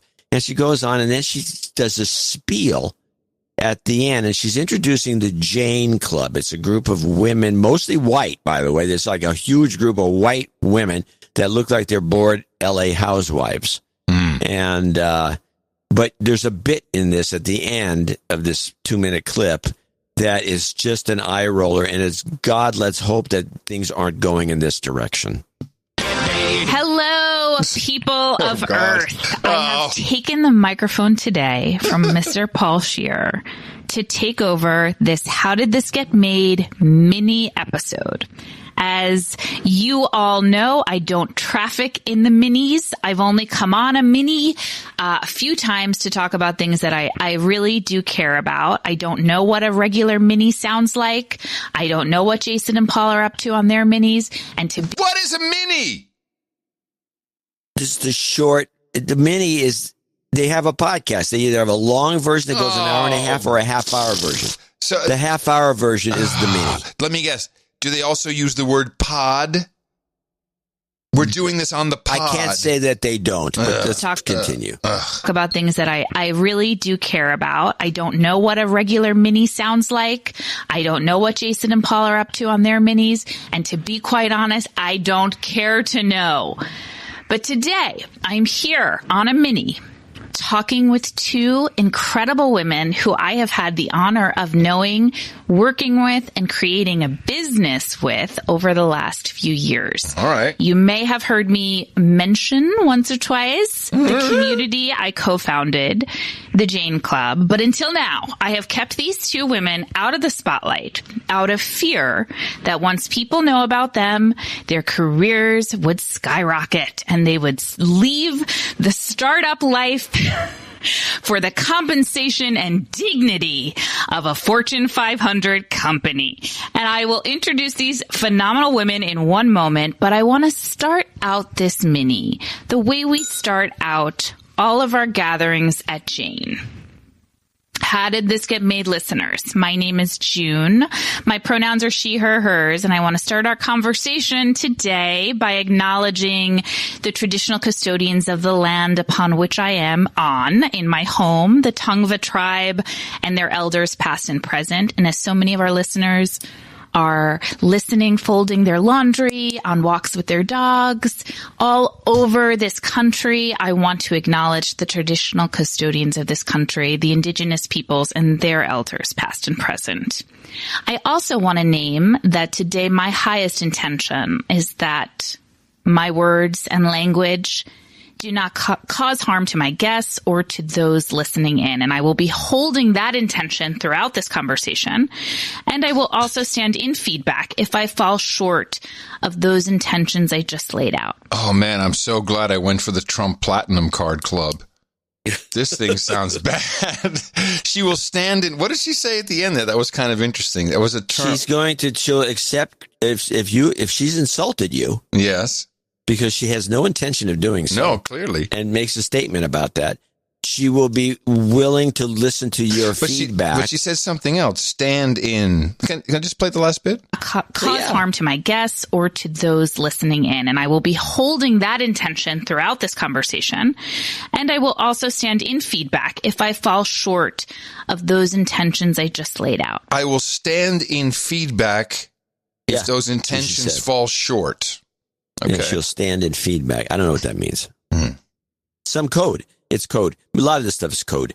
I just found this, by the way, the Tongva Indians, which is a group of tribes that used to be really not really a concise group. It was a group of tribes. In fact, they've already been kind of honored by half of Southern California. Cucamonga is like named after one of their little subgroups. They never really got together. Tohunga, Kajunga, all these crazy names down in Southern California that you can't pronounce are all Topanga, all these names are all from these little groups because this tribe never fell together. And they actually came from Nevada. I did some work listening to this and listening, who are these people? They actually came from Nevada as an Indian tribe and rousted a real group that was the indigenous tribes that were really there originally. And they kicked them out. And then they couldn't get along with each other, so they found all these little villages, which are all named after these various parts of Southern California. What does this Jane Club do? I still don't quite understand what they do. You're looking at it, right? Yeah, of course. I still don't get it. It's a coffee. I'm going to say it, ladies. Close your ears. It's a coffee clatch. It's Are You a Jane? Membership started just $40 a month. You get weekly Jane curation. Oh, here we go. A newsletter of all things Janes are passionate about. Community, feminism, activism, motherhood. So, well, I don't know. Maybe it's working for some people. Just seems... If you look at the leaders of the group, there's two people of color, which are the two people that she has on her podcast. Yeah. And everybody else is just a classic white... just a standard bunch of people, some whiter than others. You should probably bring it to your next Black Lives Matter meeting so that they can get all over this and shame these women about these Janes. Diversity and inclusion. Seems like a big virtue signaling coffee clutch to me. That's what I would say. Virtue signaling coffee clutch. Well, exactly. It's quite disturbing. It's very disturbing. But I might join. It's just $40 a month is too much. They will take men. Okay. Can you imagine? We've got Nick the Rat coming up on NoAgendaStream.com right after this show ends. We have speaking of coffee clutches. Right. We have Jesse Coy Nelson end of show mix. We have a Jason Lewis and Sir Chris. Brilliant minds think alike. I guess he missed the Cats in the Cradle, the first version. He did a version that only Sir Chris Wilson could do, so of course we will play that. And coming to you from Opportunity Zone 33 here in Austin, Texas, capital of the Drone Star State, we are on FEMA Region number 6, in case you're looking for it on the governmental maps. In the morning, everybody, I'm Adam Curry. And from northern Silicon Valley, known as the Big Whopper Coffee Clutch, I'm John C. Dvorak. Remember us at Dvorak.org/NA for Sunday's show. We look forward to deconstructing with you. Until then, as always, adios, mofos, and such. Rest in peace, Eddie.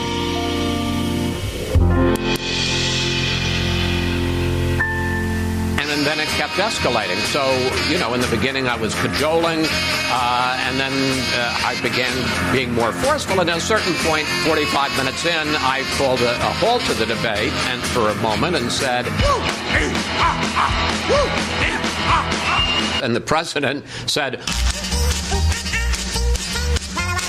and I felt like I had baked this beautiful, delicious cake. Beautiful. Yum. And it was only 45 minutes in that I realized what just a total mess and disservice this was to the country, and to try to stop it. But as I say,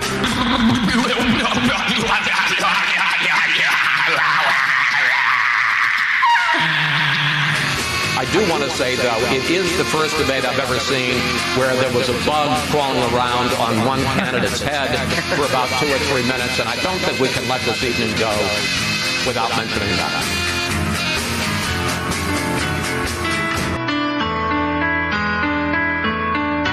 8 p.m., day after debate, I throw some clothes on in the dark. Can't smell my food, sniffles and sneezing. Biden sleeping, I feel dumb. Up the stairs, onto this jet plane. Hope is balled up on the couch. We've got this fundraiser in Jersey. I hope the press don't find this out.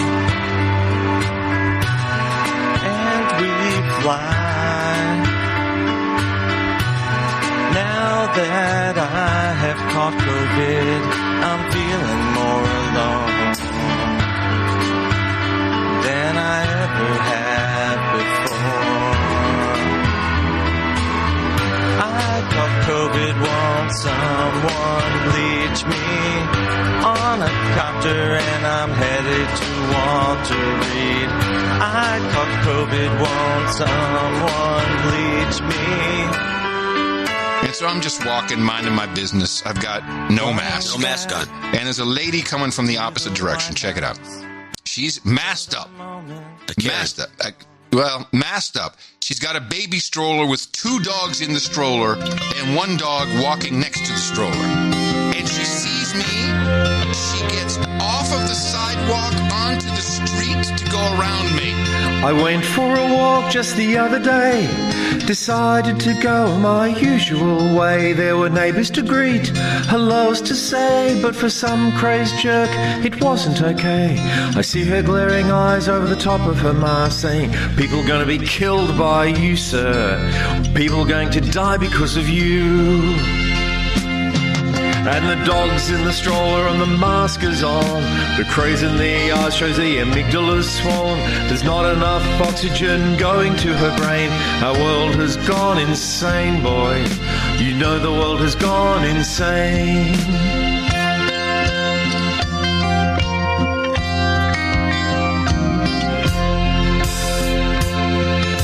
I went for a beer at my local bar. Decided to walk cause it wasn't too far. But there she was, close behind, yelling stuff like, we're all gonna die! She used a big stick to block my path, saying, people have been killed by you, sir. We're all going to die because of you. And the dog's in the stroller and the mask is on. The craze in her eyes show the amygdala's swollen. There's not enough oxygen going to her brain. The world has gone insane, boy. You know our world has gone insane.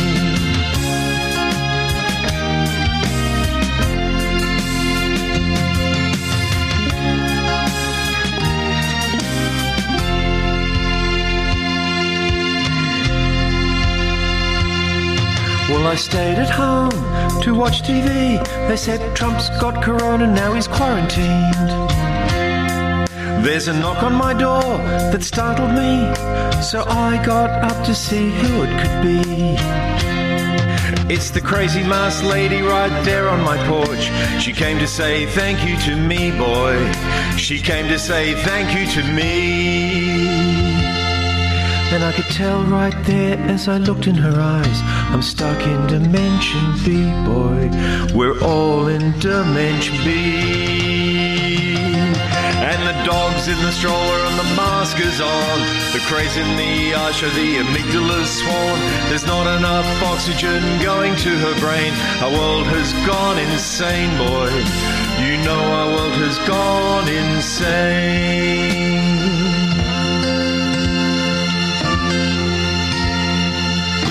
In the stroller? With dogs in the stroller. Dog in the stroller. It's out of control. The best podcast in the universe. Adios, mofo. Dvorak.org/NA. Now he's drugged up.